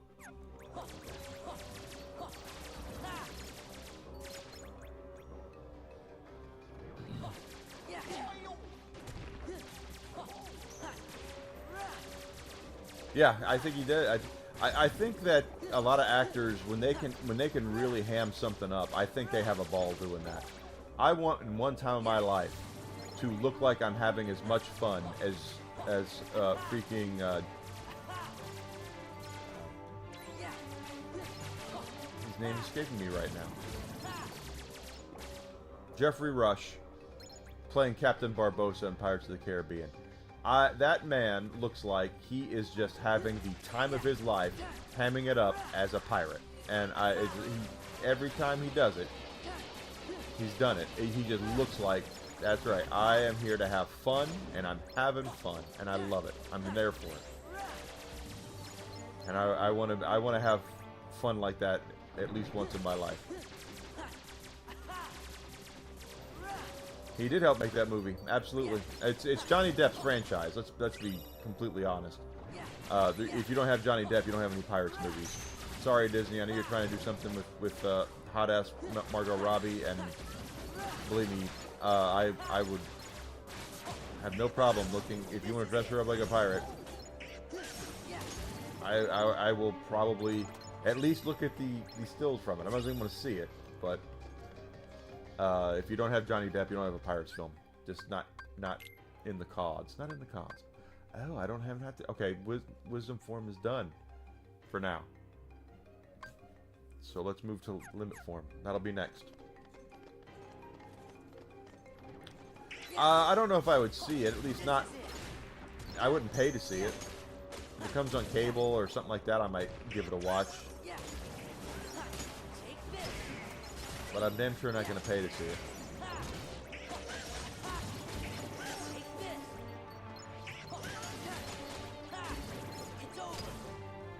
Because the rumor is I heard that movie was dead, that they're not actually moving forward with the Margot Robbie Pirates movie, but I also heard they're begging Johnny Depp, and Johnny Depp is asking for a Brinks truck, a fleet of Brinks trucks to reprise Jack Sparrow. And it's well within his rights, by the way, because of the way they ceremoniously dumped him from the franchise when the whole Amber Turd situation happened. Nothing was proven or anything like that, and it was just all allegations, and they just went ahead and black bagged him from the role immediately, and he got hurt by that. They didn't stand by him. I don't blame him at all. I would be exactly the same. I was like, look, I don't really need the money at all, but after what you guys did to me, I want all the money. All of it.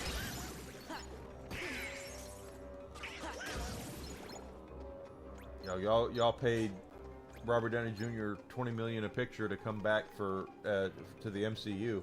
That sounds like a good starting point if you want me to come back for Pirates. That's exactly the way I would look at it from Johnny Depp's perspective. You publicly fired me. You publicly shamed me for allegations that weren't true.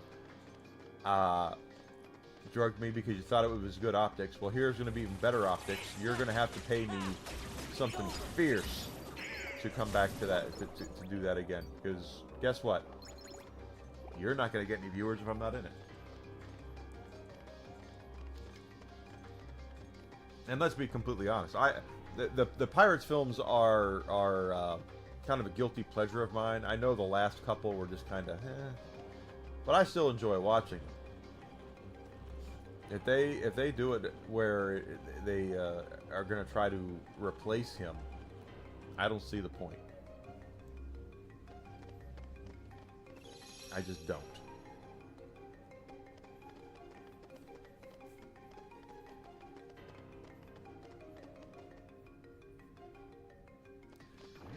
I got to build up our limit meter so we can go to, or our drive meter so we can go to limit form.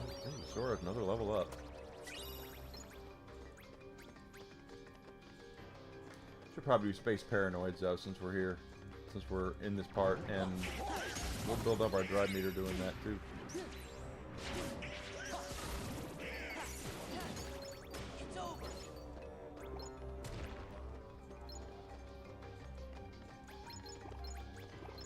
But Jack Grizzled, I don't blame him. I'd do the same thing. He didn't need the money, but after what they did to him, sure, you want me back? It's going to be now 5 times the price you were paying me prior.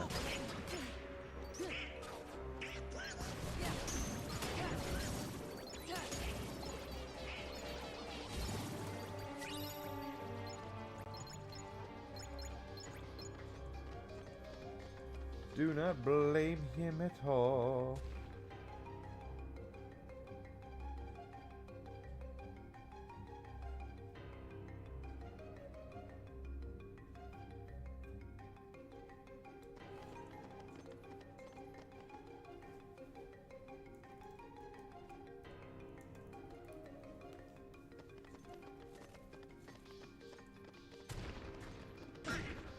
I've got you.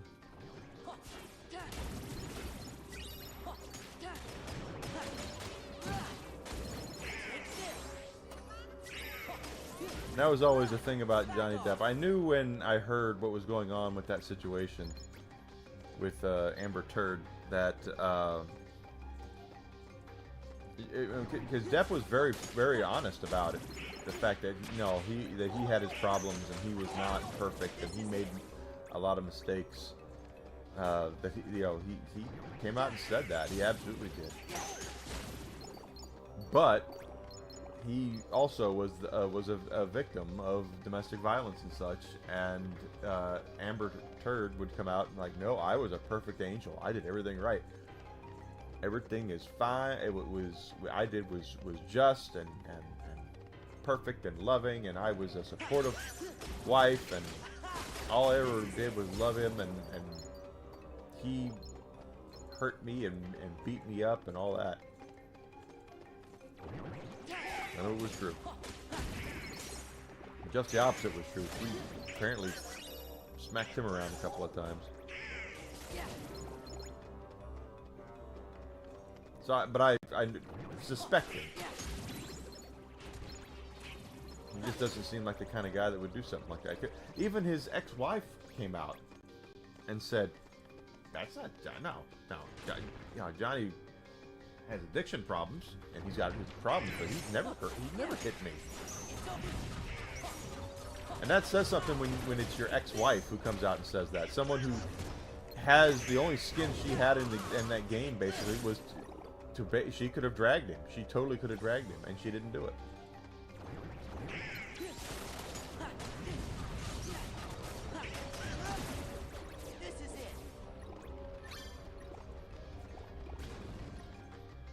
Of course, what kind of world do we live in when Johnny Depp gets his ex-wife is, you know, Vanessa Paradis, however you say her name. As Frank Drebin would say, she could melt a cheese sandwich from across the room. She's so hot. And then his other ex-wife is Amber Turd. Now, granted, Amber Turd's messed up here, but no one's ever said she wasn't hot, because she is definitely hot. She's pet coon crazy, but she looks good while doing it. Where's my Lego Batman, Amazon? Still says it's in Miami. I might not get it tomorrow either. Or today. We might be doing Kingdom Hearts 2 tomorrow too, guys. Pick up Lego Batman on Monday. We'll see. What am I... Get your ass back up there.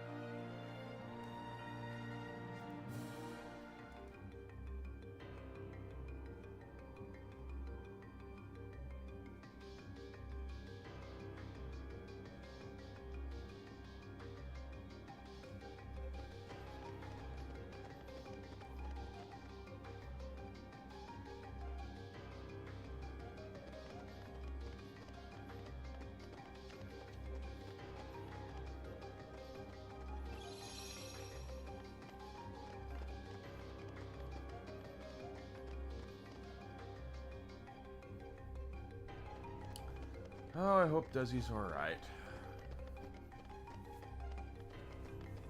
Just so mad about the whole thing. I mean, I was mad.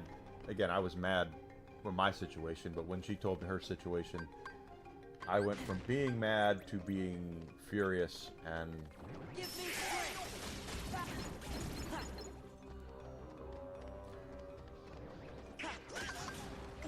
still in limit form.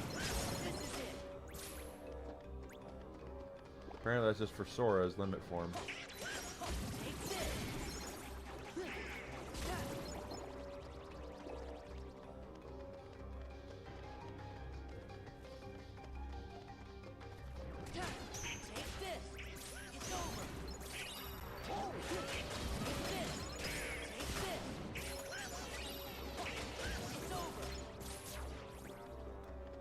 I want to look at the status now on limit form.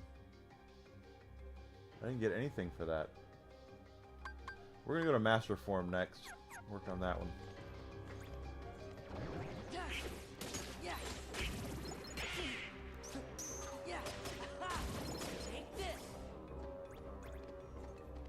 And that's not to say that there's not abuse out there either, guys. The Johnny Depp thing. There is abuse out there, but it's not always one way. And abuse isn't always physical. It's also mental. And I would never excuse it. If it came out that he beat the dog out of her, I would definitely be against that. Absolutely against that all day long. I will never advocate for a man beating up a woman, ever.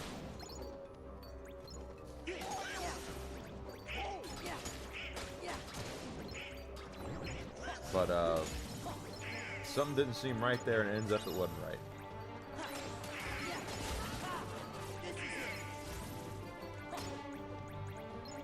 But also, to be fair, let's just be completely transparent about the Johnny Depp thing. He married a woman that was a lot younger than him, and I'm not a prude that'll sit here and tell people, oh, this is,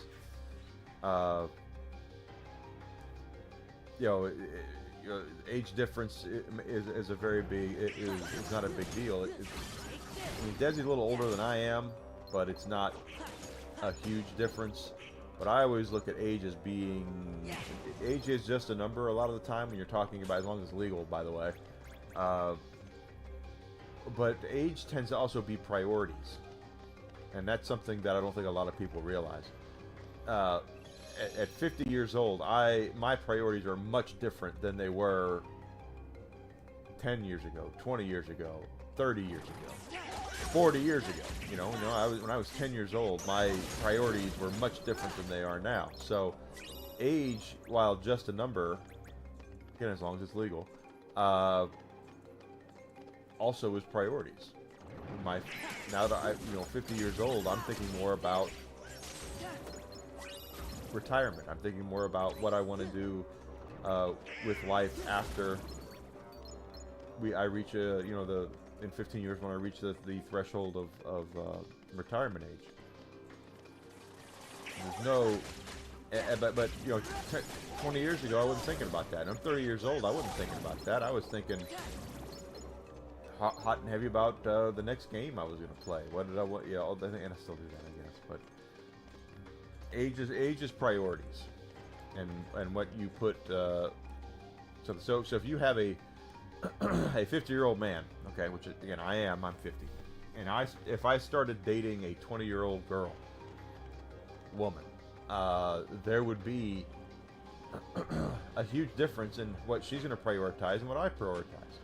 She's going to be about a lot of them. I'm not saying all of them. Partying and Starbucks and getting her nails done and wearing cute clothes and things like that. And at 50 years old, my priorities are different. It's just how it works, and there's nothing wrong with it. It's not like it's wrong. It's just different. It's just as we get older, things change. We look at things differently. We prioritize things that are different. We look at medical bills as being something that we need to look at. The older we get, think about our health, because your health declines as the older you get. Lots of things to keep in mind when it comes to priorities. I know, Sydney, but it's not here yet. I will be playing Lego Batman as soon as it shows up. I don't know if I'm getting it today or tomorrow. It's not even out for delivery, so we'll see.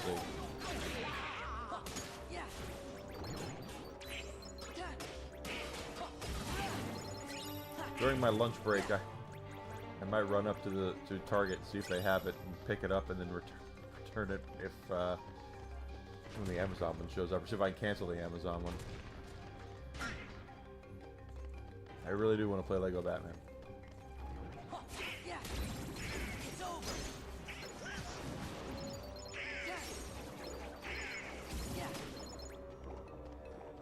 I'm staying kind of informed about this mixtape situation. Apparently there is a, I'm going to use the Dr. Evil quotation marks. You're right. It would be, but I didn't.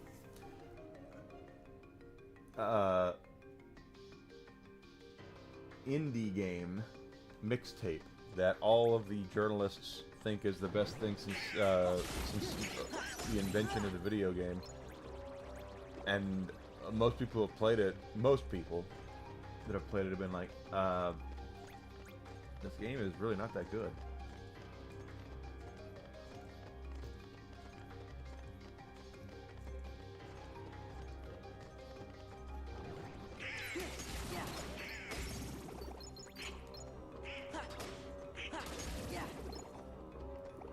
Da da da da.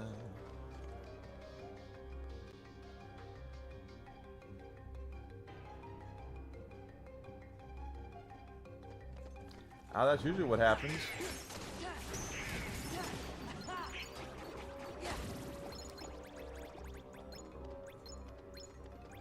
Always a lot of bugs when these games come out because they don't release completed games anymore.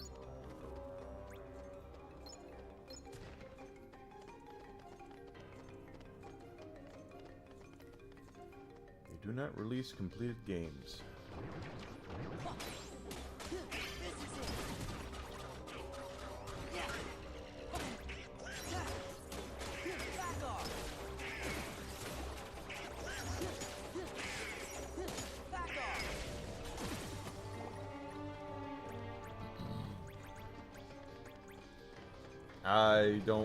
I don't like it.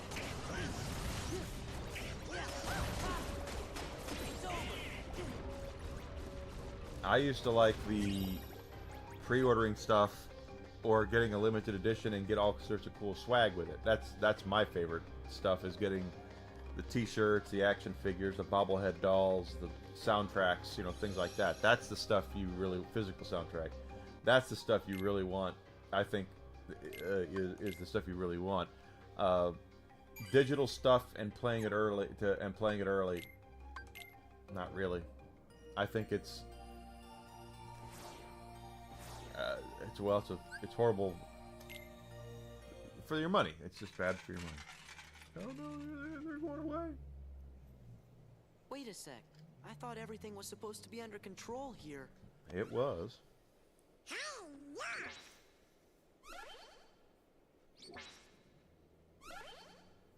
Must be Organization 13 again. We better go see Leon.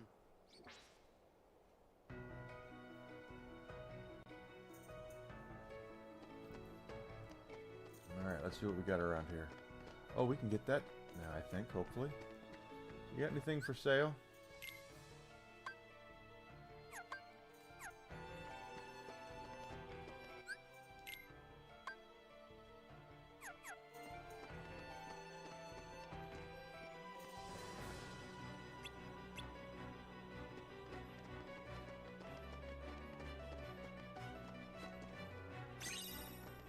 Heart. Let's see what that is. Okay.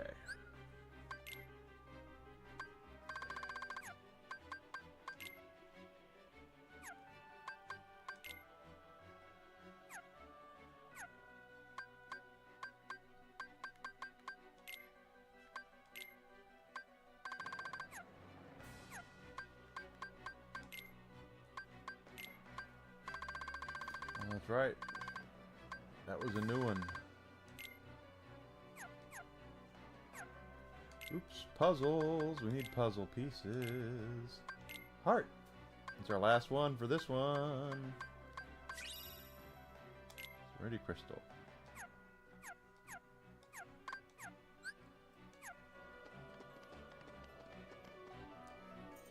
Desi did not do the Mario Kart ride.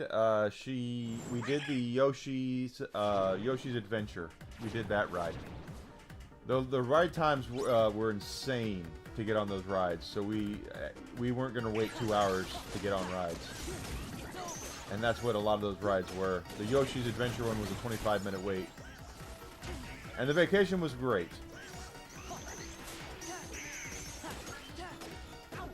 Well, it's Papa John's, so I understand that.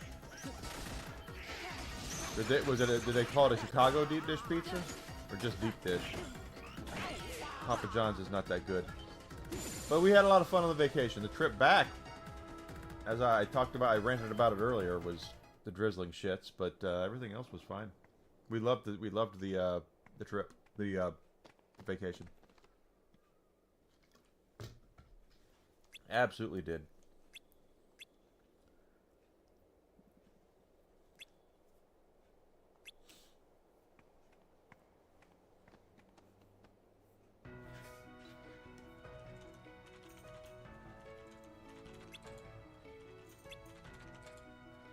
Confound it all, hurry.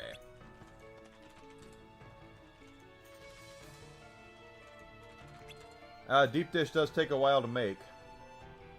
If we order a Chicago deep dish here, they tell you on the website it's an hour wait for it, for them to bake it. Pizza sounds pretty good. He went on over to Ansom's study to find out what all the ruckus was about. We traveled American Airlines, and if I have my say on it, and Desi's probably gonna have her say on it, we will never fly American Airlines ever again. It was the trip back yesterday. For me, was bad. She had to go somewhere else, and it was actually worse for her. Why is Kingdom Hearts trending right now? Because of me. Maybe.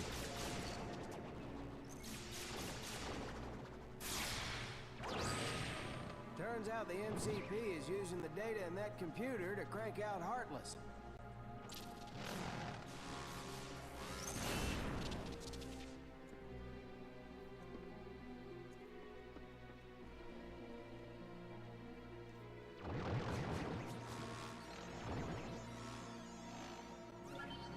The MCP's been messing around with the town's control system, too.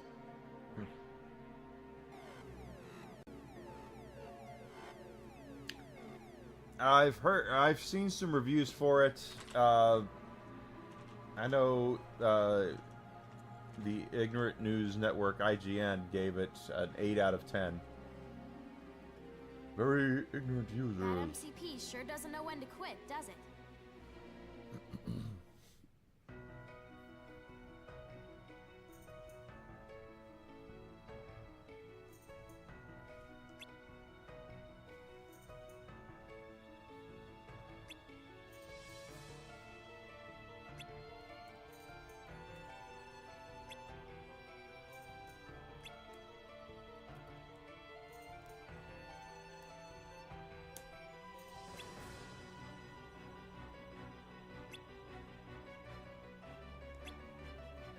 Yeah, it's... To be fair, the flight attendants that I had going, coming back home and going down there were fine. They broke my bag, my luggage, which I hated. And then they... Well, it's what they did was just stupid, and I am mad as hell about that. And mad as hell what they did to me, and what they did to Desi, I am, like I said, I'm furious about. Absolutely furious.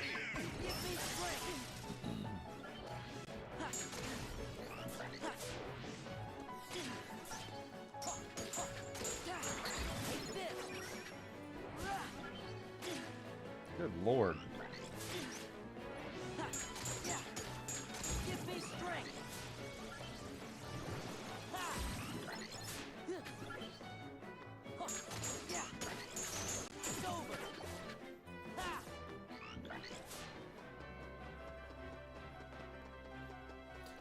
She had to go somewhere else, so she was going to go somewhere else, and so we were on different flights. I was coming back to Chicago. She was supposed to go to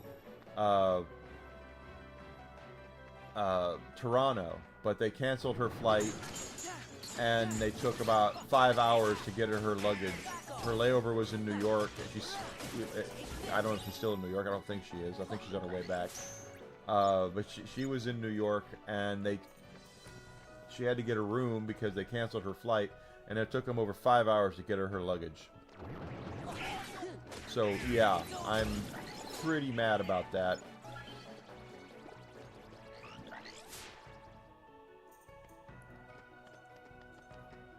Well, what they did with me was they sat me. I sat next to a very nice young lady, but they sat both of us next to a young mother with 4 kids, very young kids, and they were rambunctious and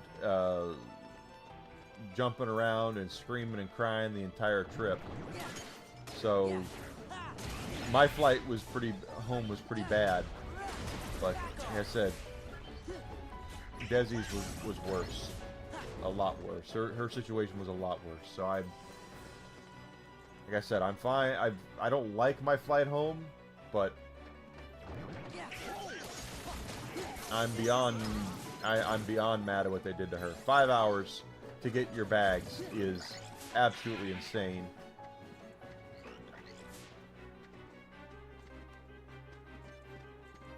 We flew separately because we were going to different places. She had to go. She was going to go to Toronto for business, and I was coming back home. There's nothing strange really about it. I was coming home, and she was going to Toronto. Nothing strange about it at all, quite honestly.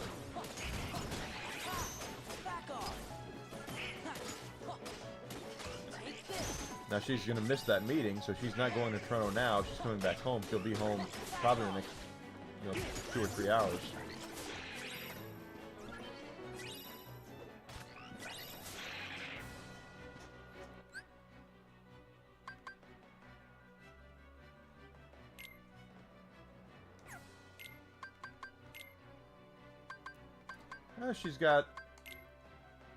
She's got a job where she's got a lot going on.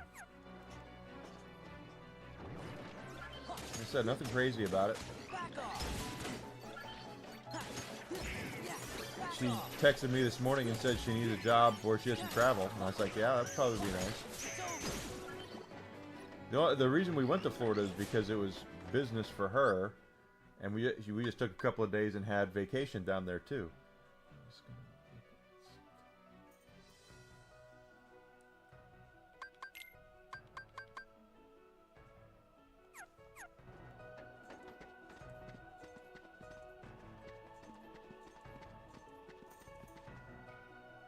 Yeah. Luckily, our gates were close by.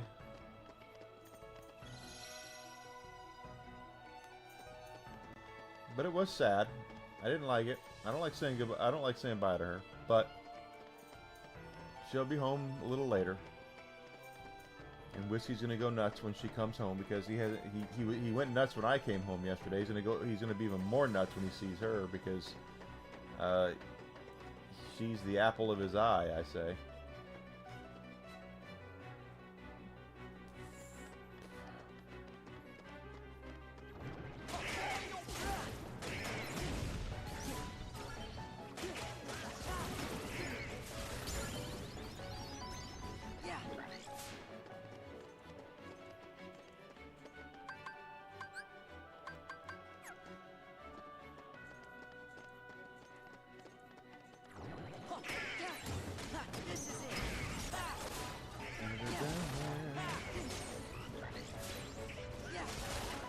Do I ever get scared? Not really.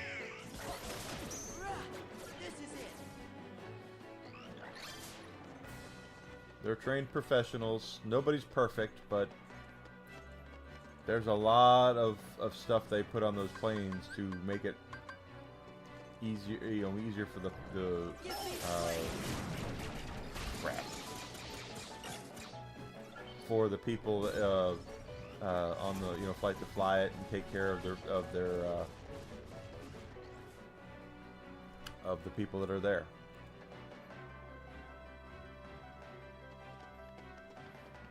So no, I don't get scared on airplanes.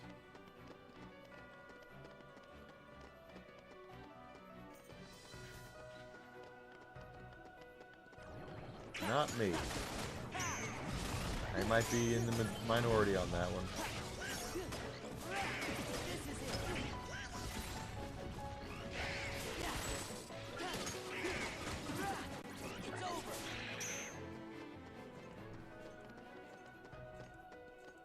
Don't get scared.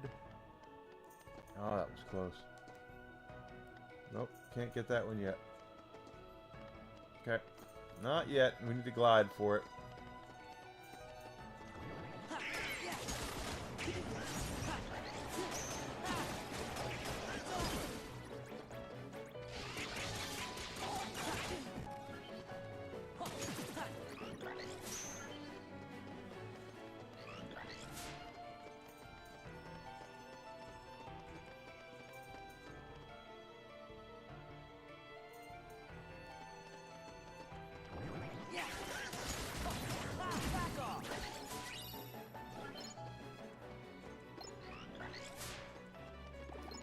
Could be, could be. I know exactly what Murphy's Law is. Whatever could go wrong will go wrong. Young lady I was flying on the plane with sat next to me yesterday, I told her that O'Hare Airport should be called Murphy's Law because whatever can go wrong at O'Hare will go wrong. And someone overheard that a couple rows back and laughed their ass off because they know it's true.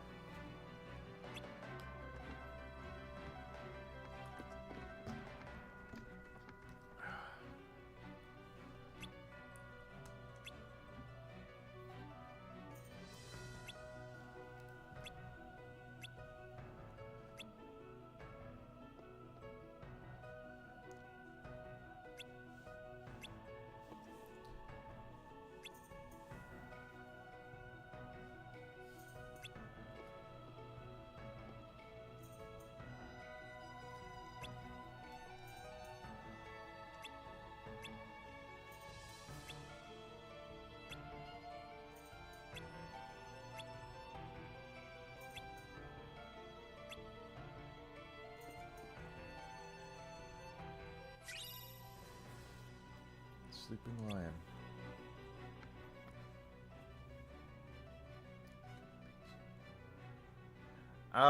Well, I don't know where you live, Be there Sydney, soon. but I would go local instead of going big chain. If you're going big chain, probably the best of them is going to be like Domino's, quite frankly. But local tends to be better.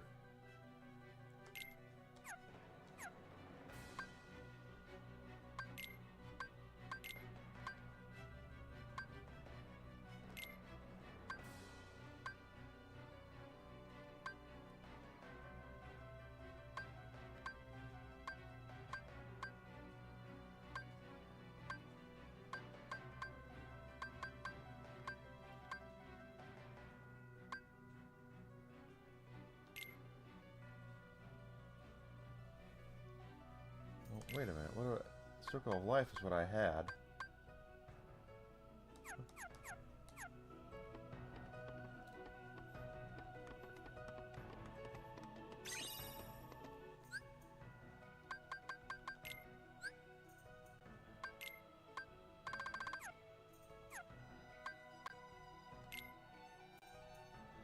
Las Vegas, you're in Sin City. Yeah, oh, you should have pretty good pizza out there. Pizza addiction. Well, pizza's pretty good.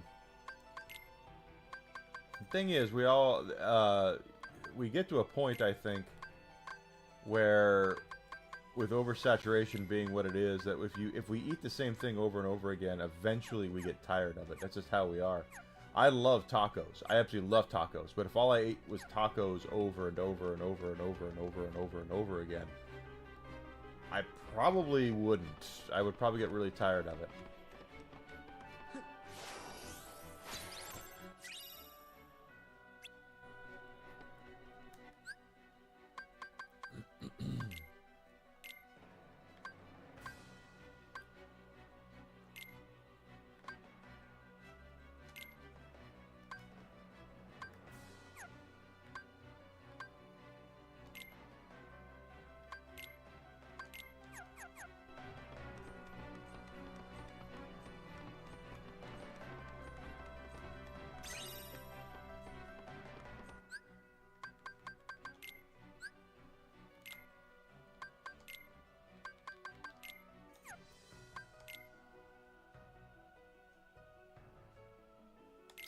Everybody I've seen who's been playing Batman has loved it.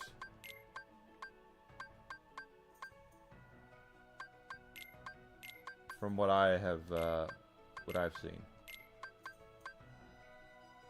So I am definitely not on the fence about it, but I appreciate you saying that. I will. Y'all see me play it, I'll tell you exactly what I think. I'm always honest with you guys. Since Desi's not home yet, I think for lunch I just might run up to Target and see if they have it up there.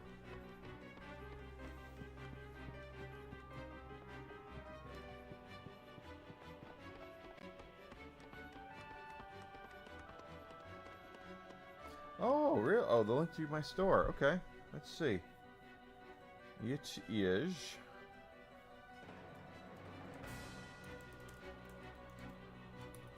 It's on fourth wall.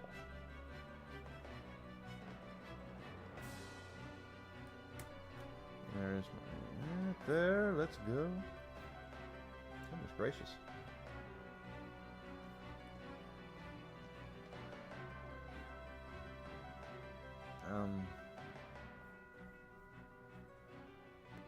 Where are my videos?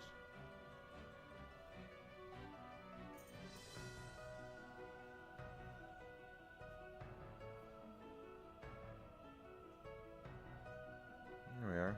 Jeez. Go to the freaking channel, Enigma. What are you doing?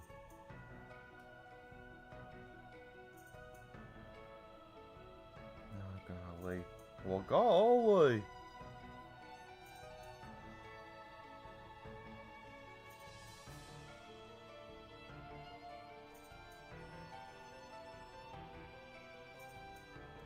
Now we're getting to it. Now we're cooking with gas.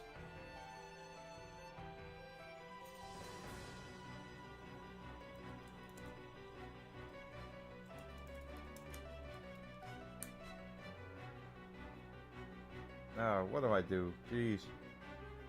That is not...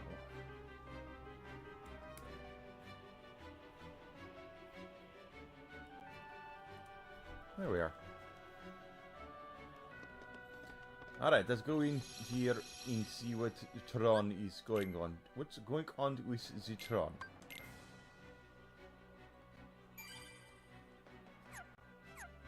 I agree, Grizzled. Mexican style tacos are amazing. I love tacos. I absolutely love tacos. But again, if I ate them over and over again, I'd get tired of them.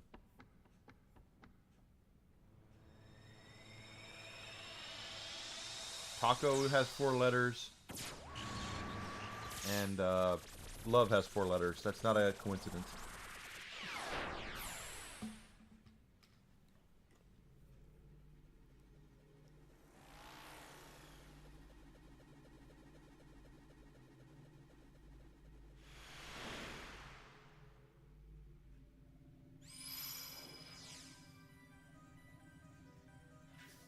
Gorge, hope Tron's okay. Me too, Me Goofy. too. Let's head for the game grid.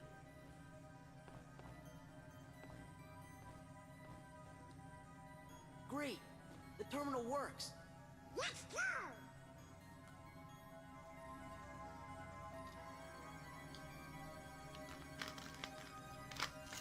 Now, before we do that, let's turn over what we have to our Moogle. And AP boost, defense boost, okay. And we have a new recipe for the Moon Amulet. Need Twilight Stones for that, okay.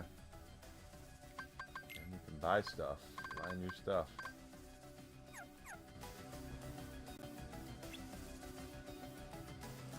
I did get boosts though, didn't I? A couple AP boost and a defense boost.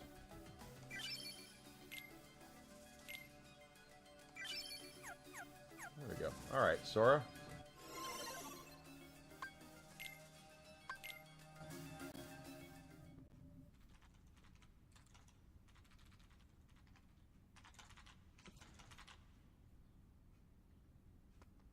Finished? Would be, if it weren't for the old loon's magic. Old loon, you say? I'm trying to work here. Oh, I'll show you who's old. Done! Yeah! There you go, Leon. One homemade program. A Looney Wizard special. This had better work. I'm off. Be on your guard.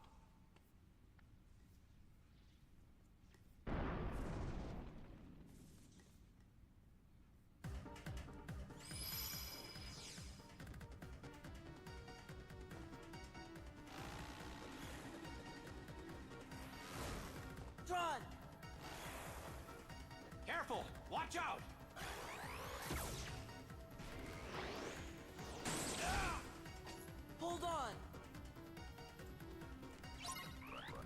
Okay, here we go. Defeat the Heartless. There we go. Get him down. Get him down. Get him down. It's over.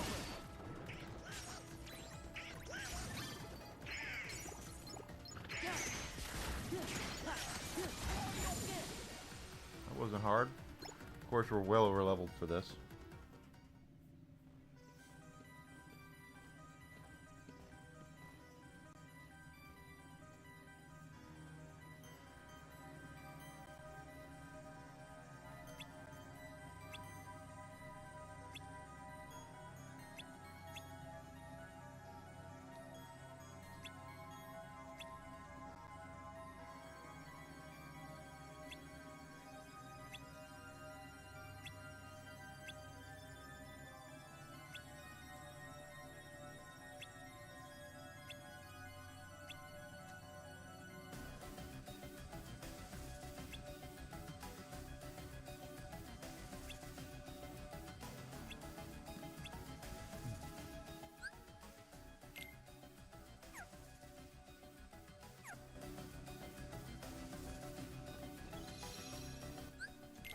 Save it.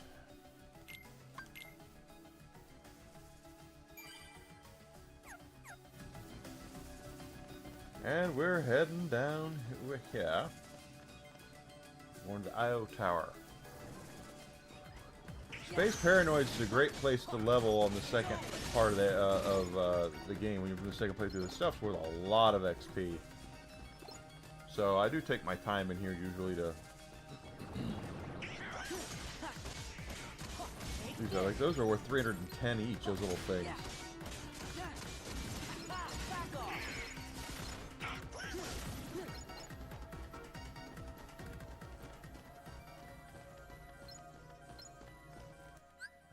better look at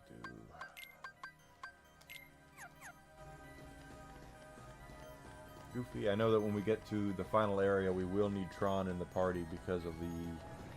Oh, maybe we don't. We'll see.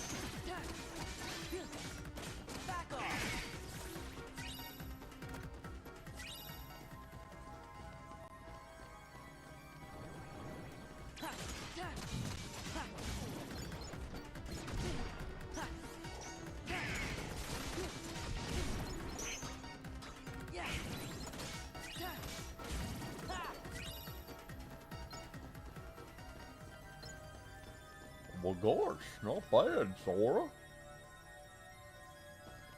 Space Paranoids.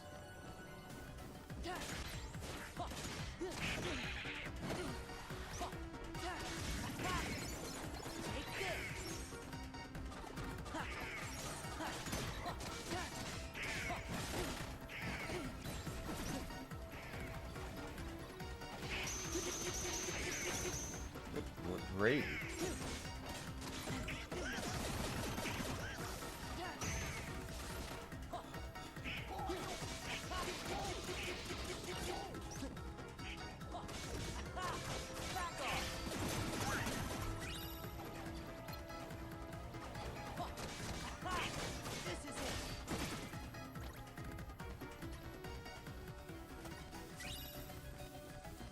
Good, an elixir. Elixir.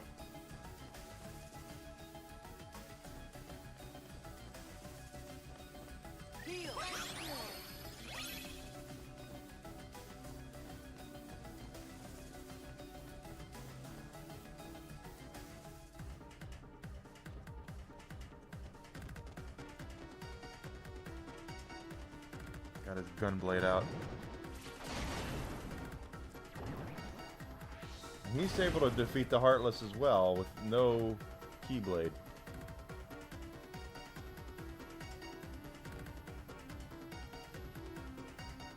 Almost there.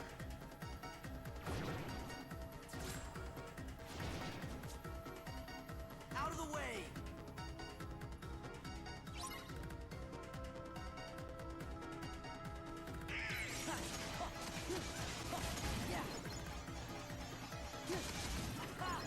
It's over!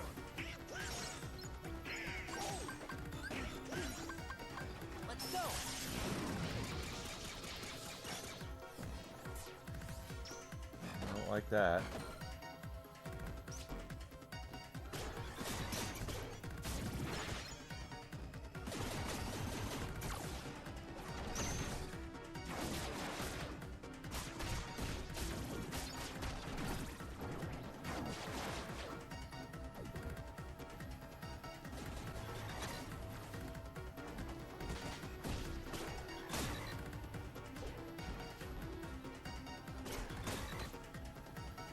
Tri-Age Club, not the 4-H Club, the Tri-Age Club.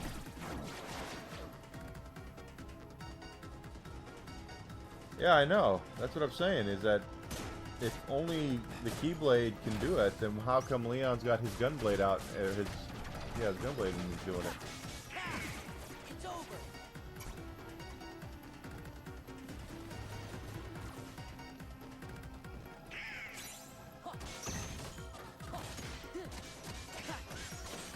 It's over. Yep.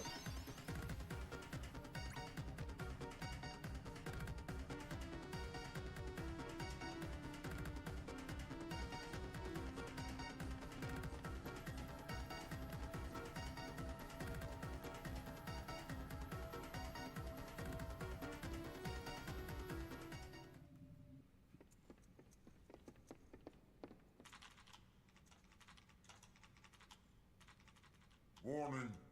User control is terminated indefinitely. Nerf. No good. Leon, let me try. I told you to stay in the office. This is your final warning. Stop at once. Bon appetit. Don't talk with your mouth full. What? What are you loading?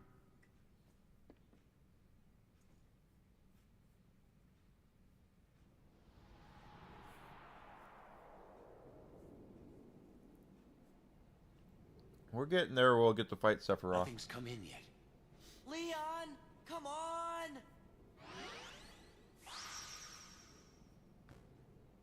There. All right.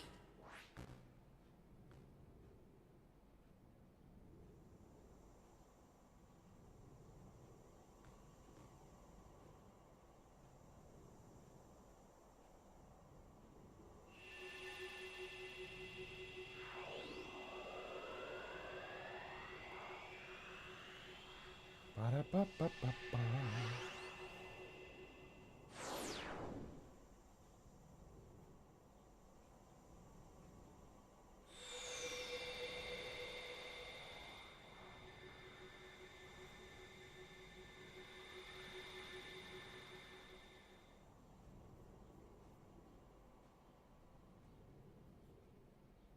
What's it like? This is very strange. Very. Huh? There's a power booster for me.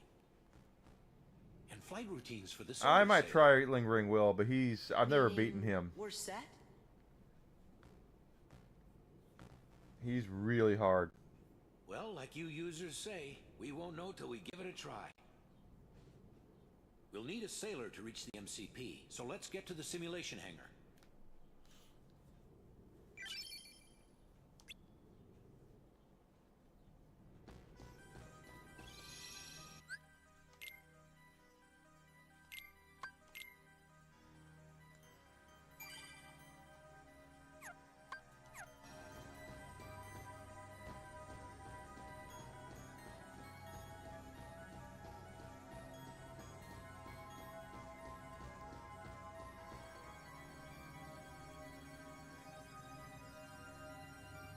He's on YouTube, isn't he? Really?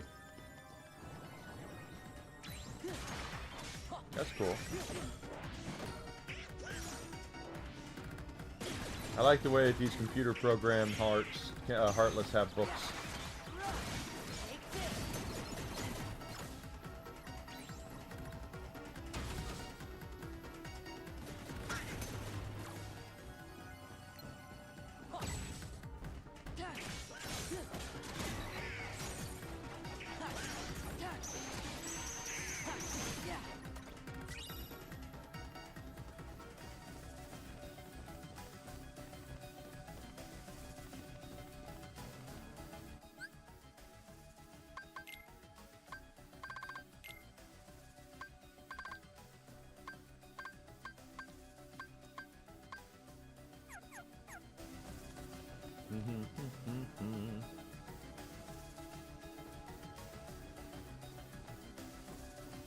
we're already here.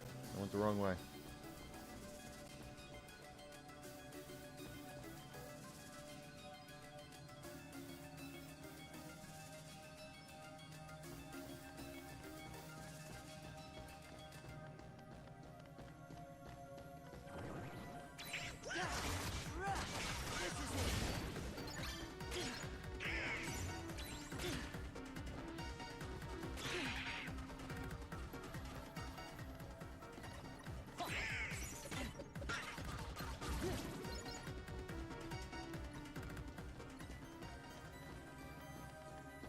Not bad.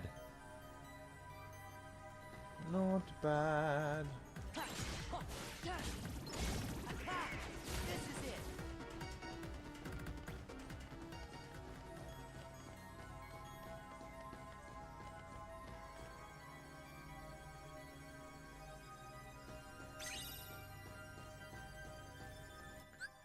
think that's one that we don't have access to, or, well, we have it, but...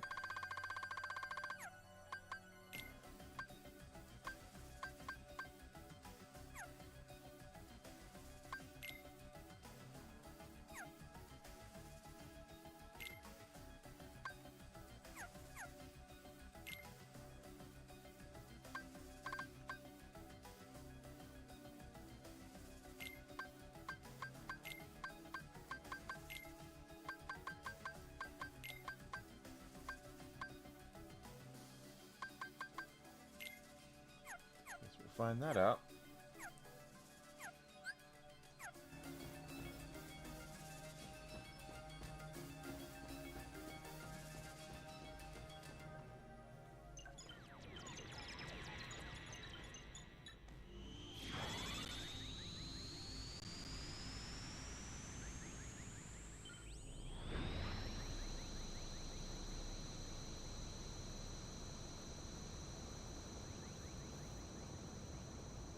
Just like from the movie.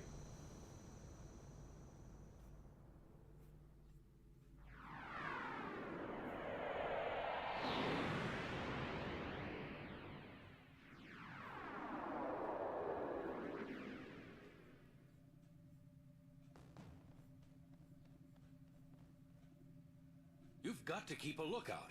Yeah, the well. MCP isn't going to just let us waltz in. They won't?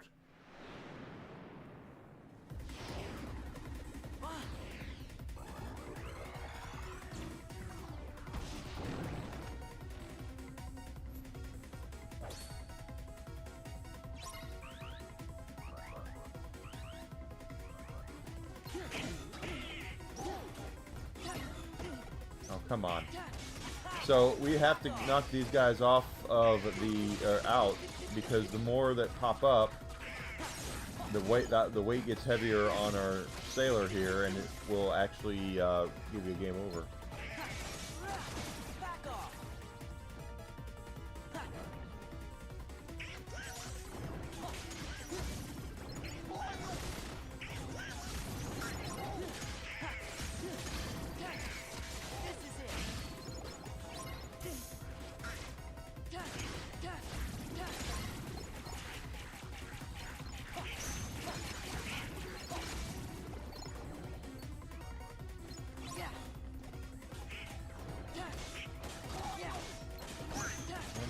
Come on. I don't bubbled up, that's good.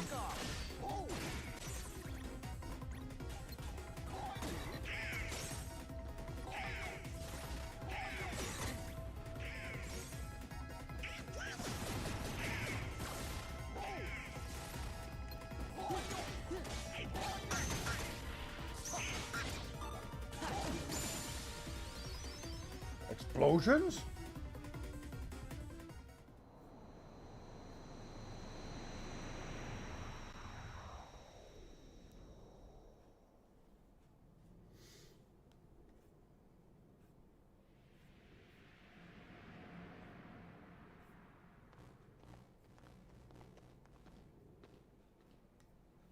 The MCP is straight ahead. Time to settle things for good.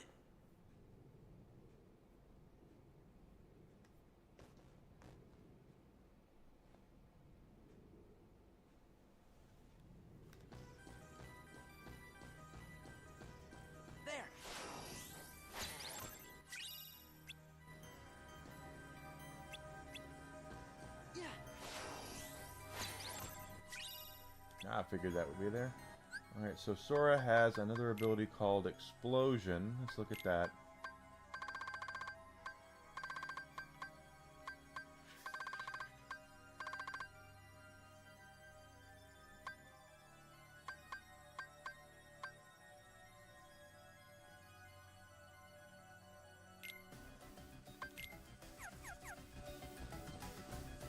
Oh, I got an item too. Let's see, items.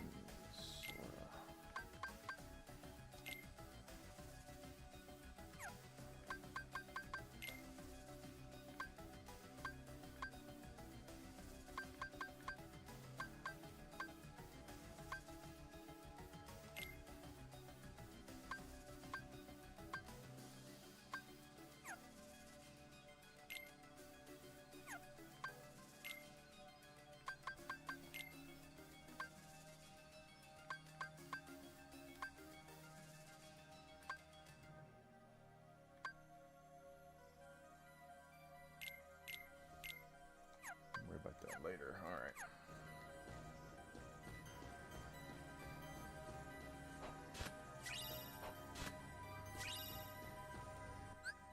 We're Halcon Plus.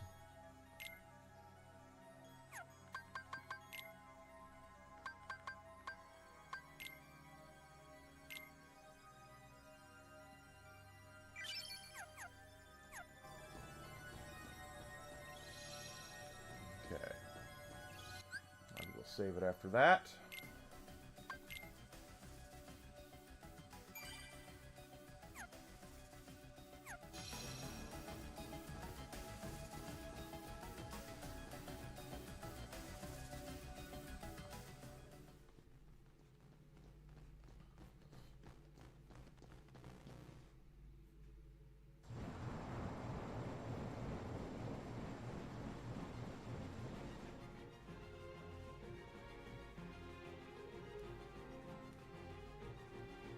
Who was that? Sark, the MCP's number 2. Tenacious little bugs. Your time is up. Prepare for de-resolution. So Sark is going to be kind of the mini boss fight here.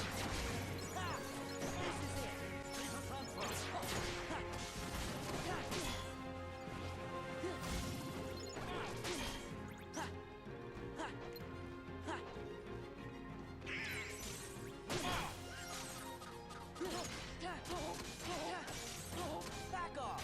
Take this! Data transfer. It's over! Data transfer. There we go. Notice we didn't get anything for killing him because he's not really dead. You're very persistent, Tron. I'm also better than you. We would have made a great team.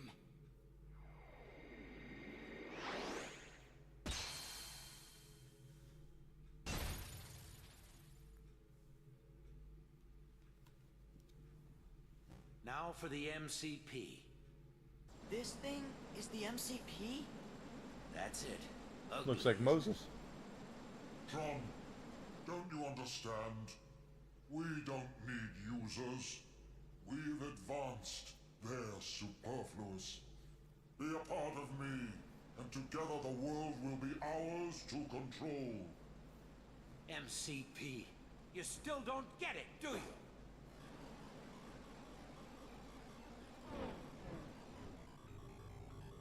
Sark! Sark! Sark! All my functions are now yours.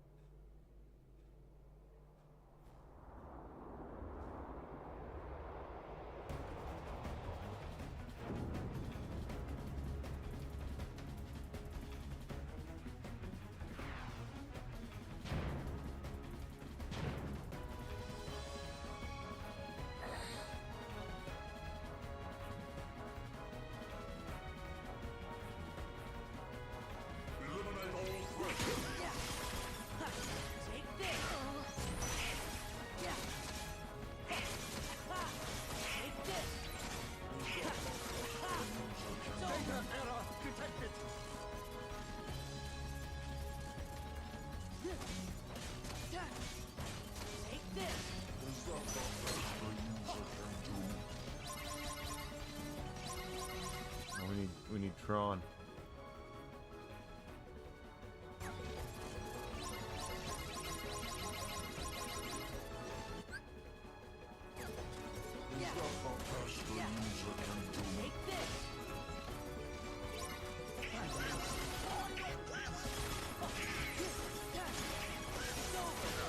We might have to bring Tron in here.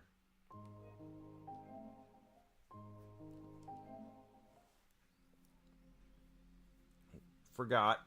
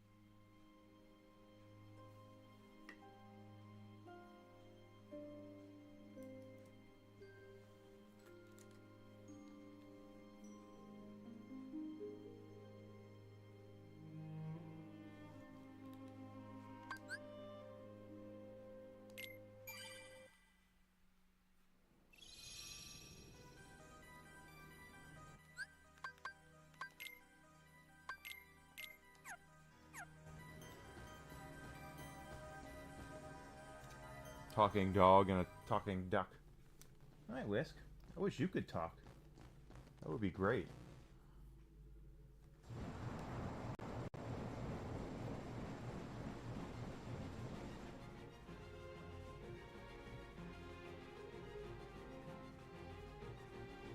Who was that? Sark, the MCP's number 2. Tenacious little bugs. Your time is up. Prepare for de-resolution.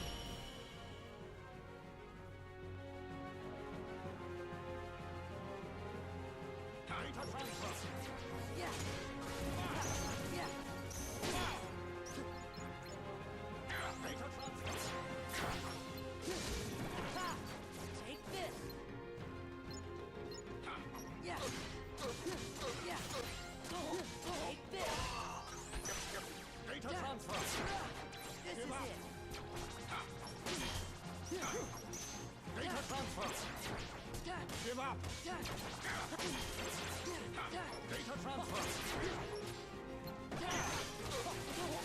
Back off.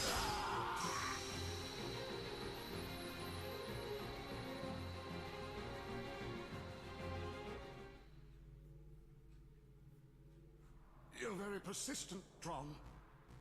I'm also better than you. Yeah. We would have made a great team.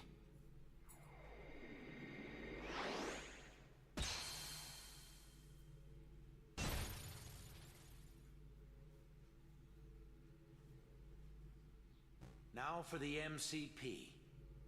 This thing is the MCP? That's it. Ugly, isn't it? Tron, don't you understand? We don't need users. We've advanced. They're superfluous. Be a part of me, and together the world will be ours to control. MCP. You still don't get it, do you? That's... no, he doesn't. Sark! Sark! All my functions are now yours.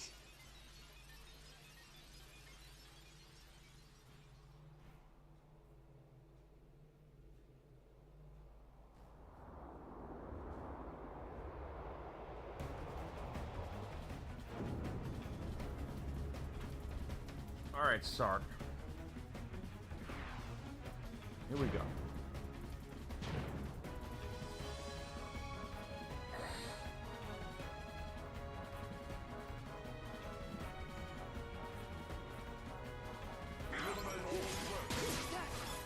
This is it. Back off. This is it. Yeah. Take this. Yeah. Yeah. Back off. Back off. Back in the game. So we have to have Tron here to do this. We'll do it for a bit, and then he's gonna knock it off, and then Stark will come back.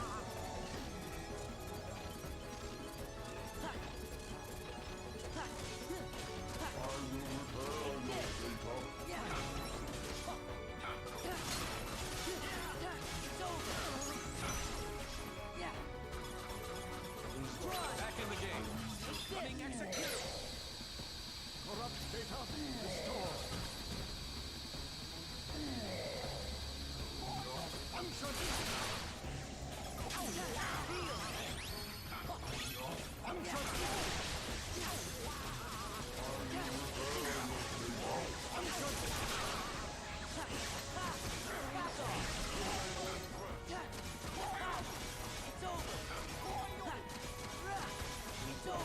Corrupt data restored.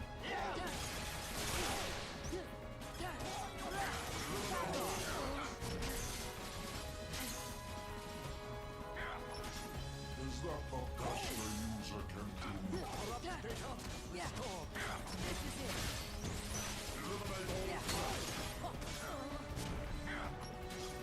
Back in the game.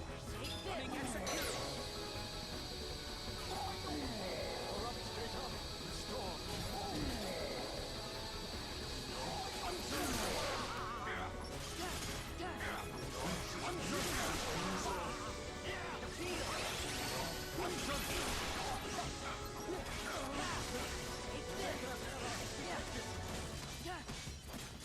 Eliminate all threats. Back in the game. Back in the game.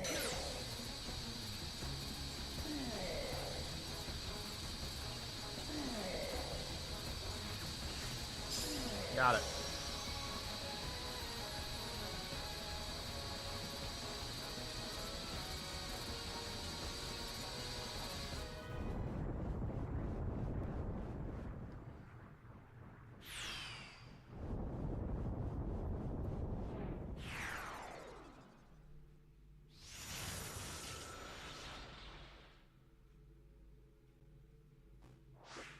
We did it! I see Tron has a silly side, too. I learned it from you. Of course, I do have my silly limits. Okay, Don't we all? then I'll tweak your program when I get back to the user world. You? Maybe we better not try that. Aw, how about it, guys? Singing Tron, dancing Tron. Sound good? Okay, fine. But before I crash... Sora, Donald, Goofy, and all the users out there, thank you. You really helped me. You made me so much stronger. You taught me what friendship is truly all about. And I'll never forget it. As soon as I met you, I knew we were going to defeat the MCP and free the system.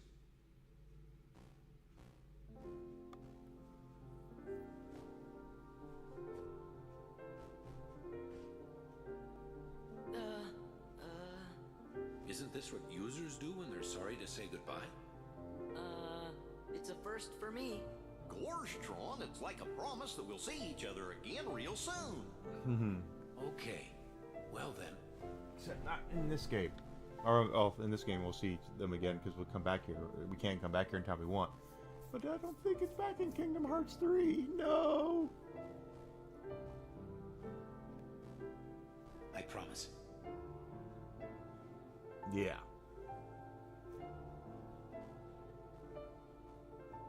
Gorsh. Where are you going?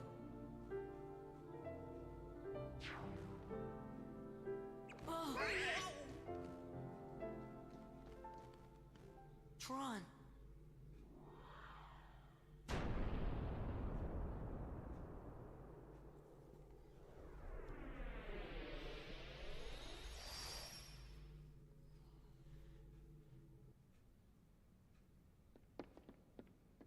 Things are settling down in town. The only Heartless left anywhere are the local variety. And it looks like there are fewer than before. Now if we can just get those 3 back in one piece. Like this. You're here!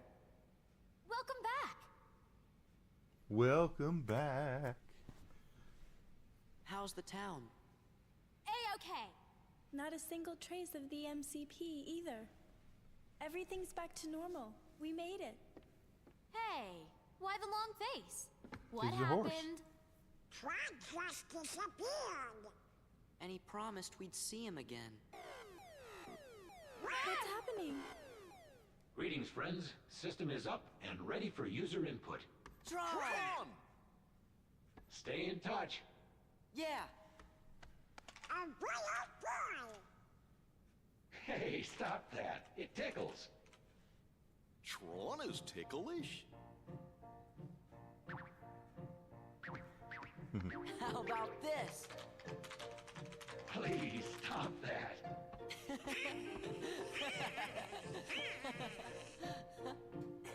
I think Tron's been hanging around those guys too much. Wait, just a moment. I want to show you something I dug up from the system archives. You can see the town back when it was first built.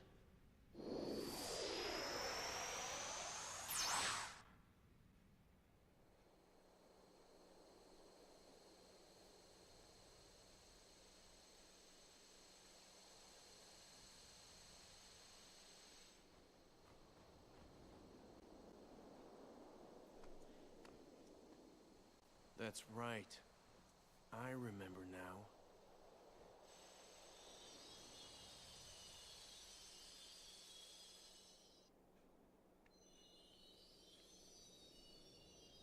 It had a different name.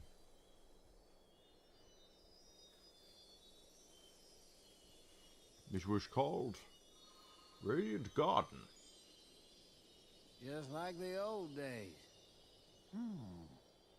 I'd be fascinated to ascertain as to when the town got such a dreadful name as Hollow Bastion.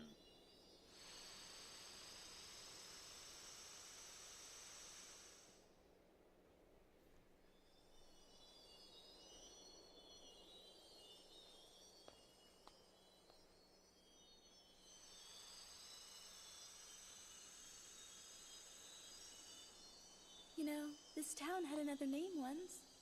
Hmm?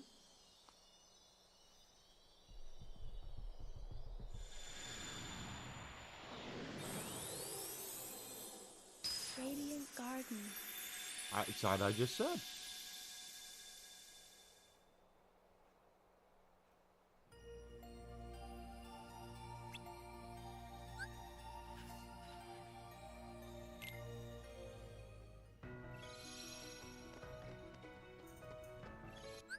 Safety save here.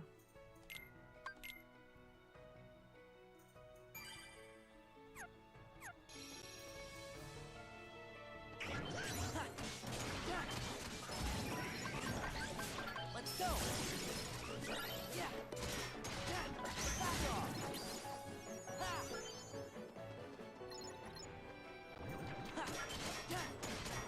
Back off! It's over! Rah!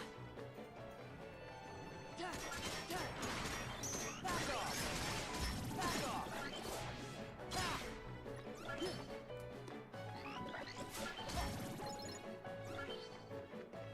As I said, this is actually the easiest form to level because there's no one takes Sora's kills away, and we get good experience for using it. Yeah! Let's go! Ha! Yeah! Ha! This is it! Rah! Yeah! Ha! Ha! Yeah! This is it! This is No?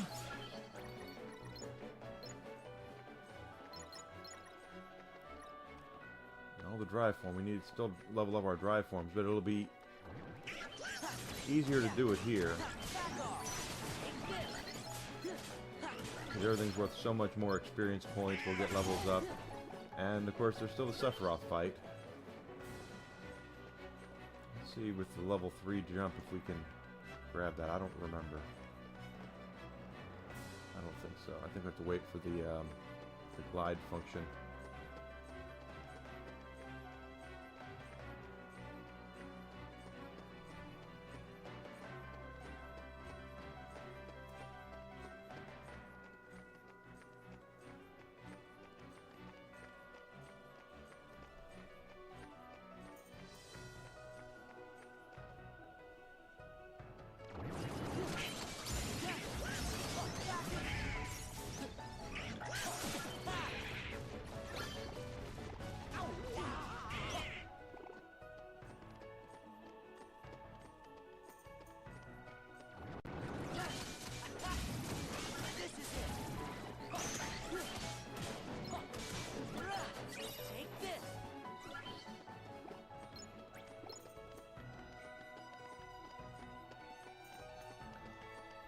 What level are we anyway?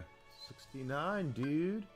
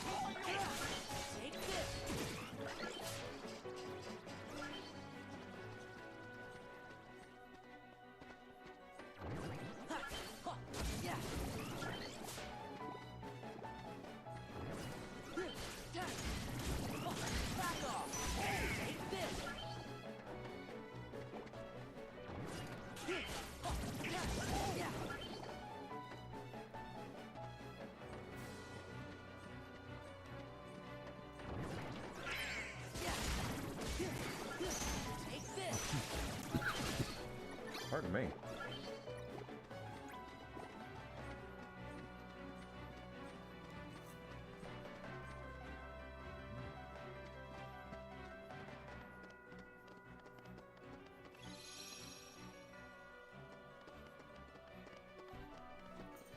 We did level summon or master form once.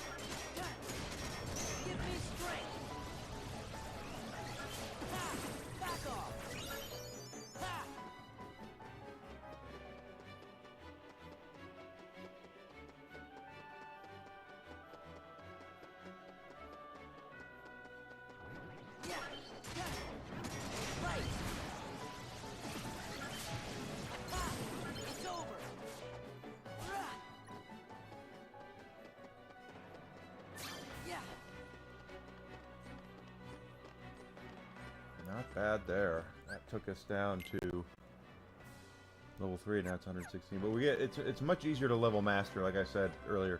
When you don't have Donald and Goofy or Goofy running around and taking your kills from you, you're in pretty good shape. And we did get another ability there. Aerial dodge, right?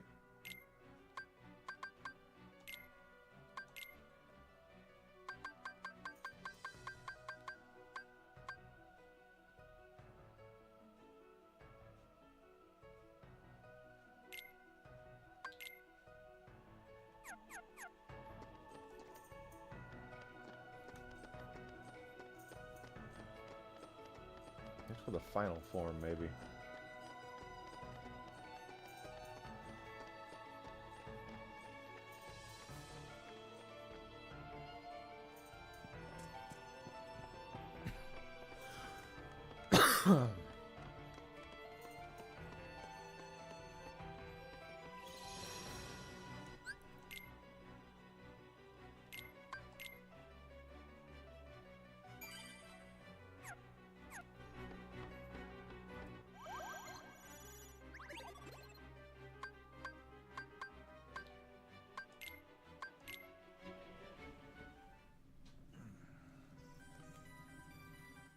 Well, gosh, and there's Tron. Let's get him out of the party. We don't have to have him in. Oop. Anymore. We don't have to worry about that stuff.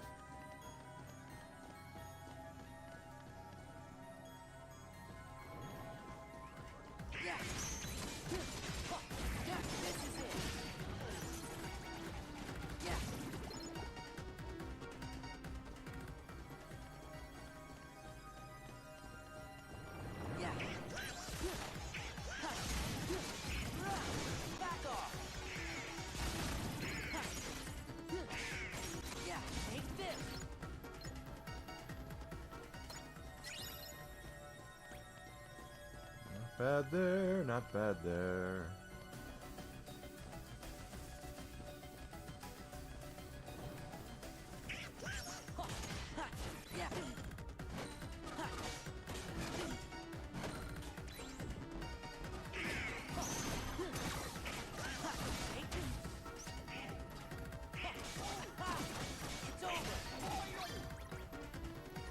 Take that. Absolutely, yes.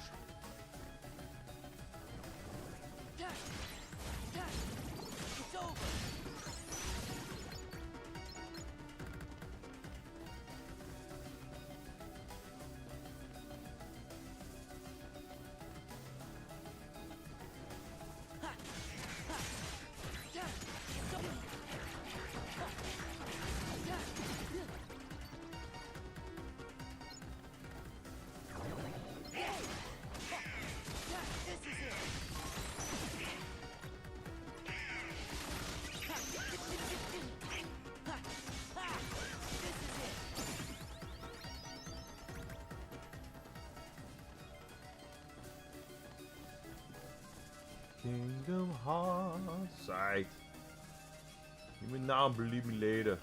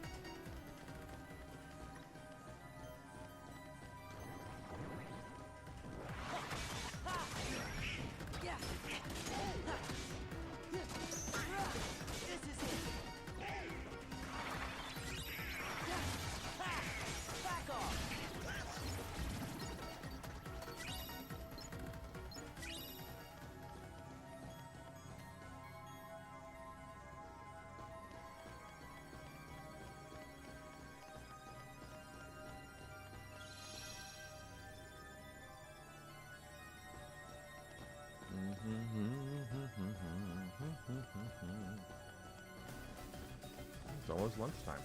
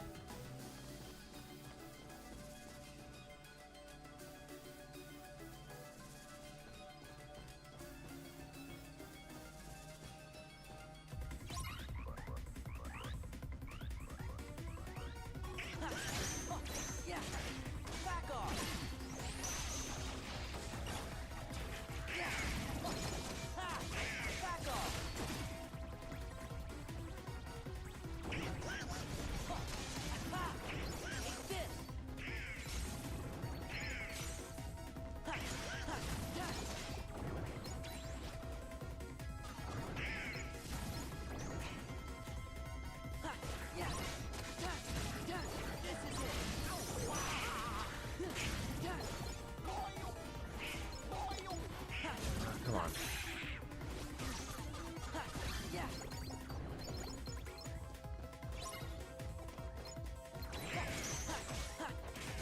It's over. Yeah. Yeah.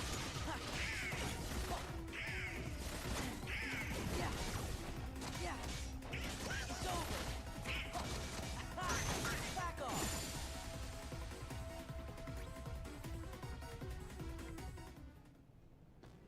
This is one of the better places to level too.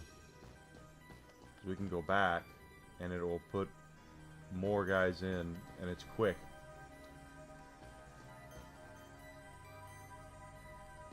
At least I thought it was. Yeah.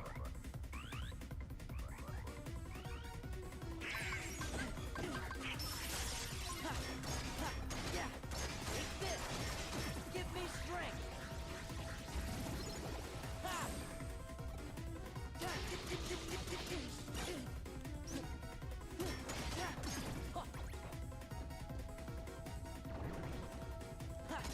Yeah.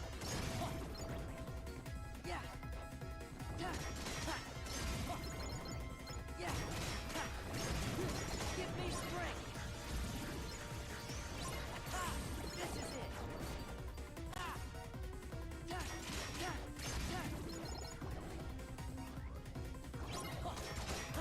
Yeah. Back off. Back off. Ha!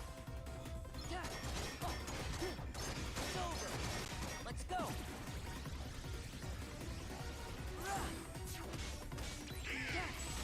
I nearly cleared off everybody with one master form there, so that was actually really, really good. I don't have the ultimate weapon. I don't think I've ever gotten it in Kingdom Hearts 2. I got it in 3, but I think that's the only one I've ever gotten it from. Right now we're looking at our master form. That was, we have 80 to go. But this is a good place to level. You get a lot of XP, and you can level up your forms quickly too, since there's, you know, more the, you know, there's enemies that appear here. Take this. Yeah.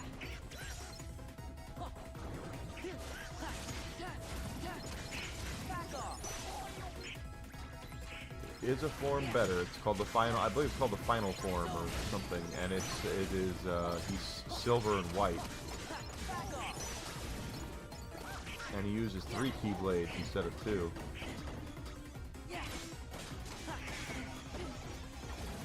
Level 69, I think.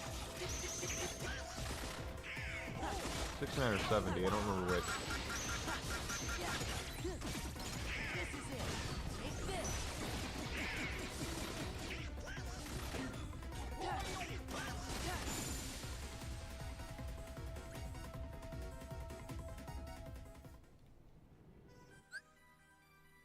$69.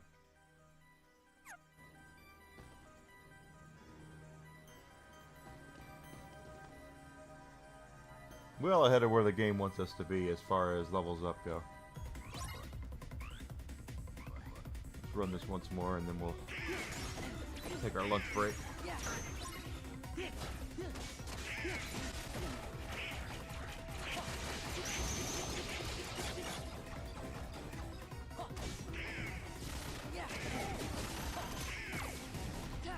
What the hard part about getting the ultimate Keyblade in this game, if my memory serves me right, is the getting the rare mushrooms. You have to defeat each of them and meet certain requirements to beat them, and they're not easy. They're pretty difficult. Some of them are easy, but most of them are like insanely weird.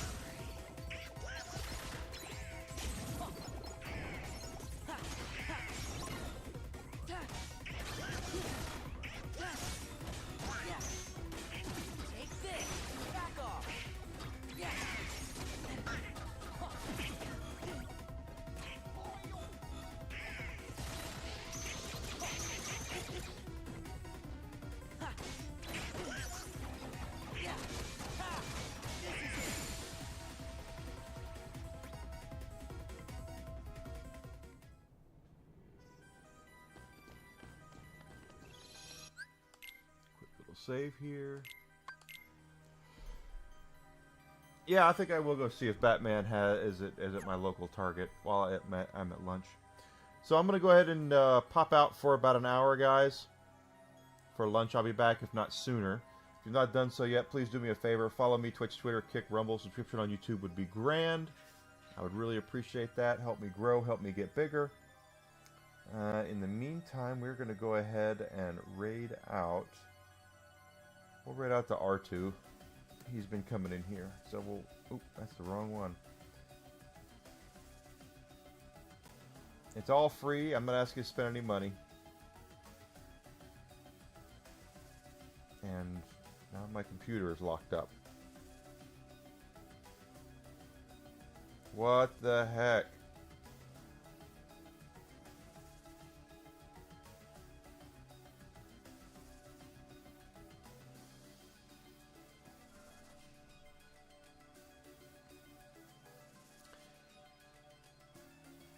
Well, my computer locked up on me. Okay, fine. I'll do it on this one.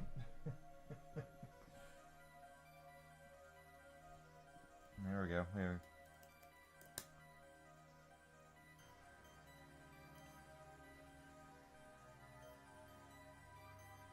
I just updated this too. Okay. Oh, software complete.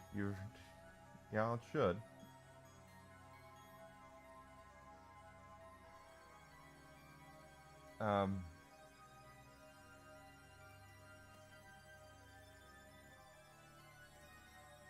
I don't remember.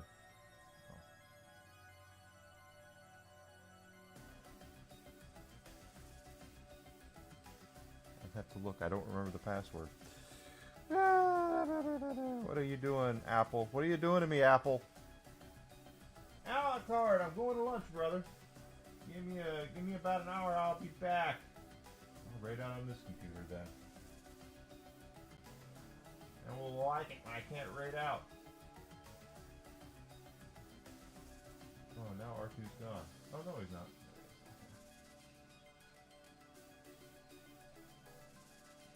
Alright, so I'll be back here in about an hour, guys. Don't go far, and I hopefully will have Lego Batman. I'm going to go up to Target and check. No.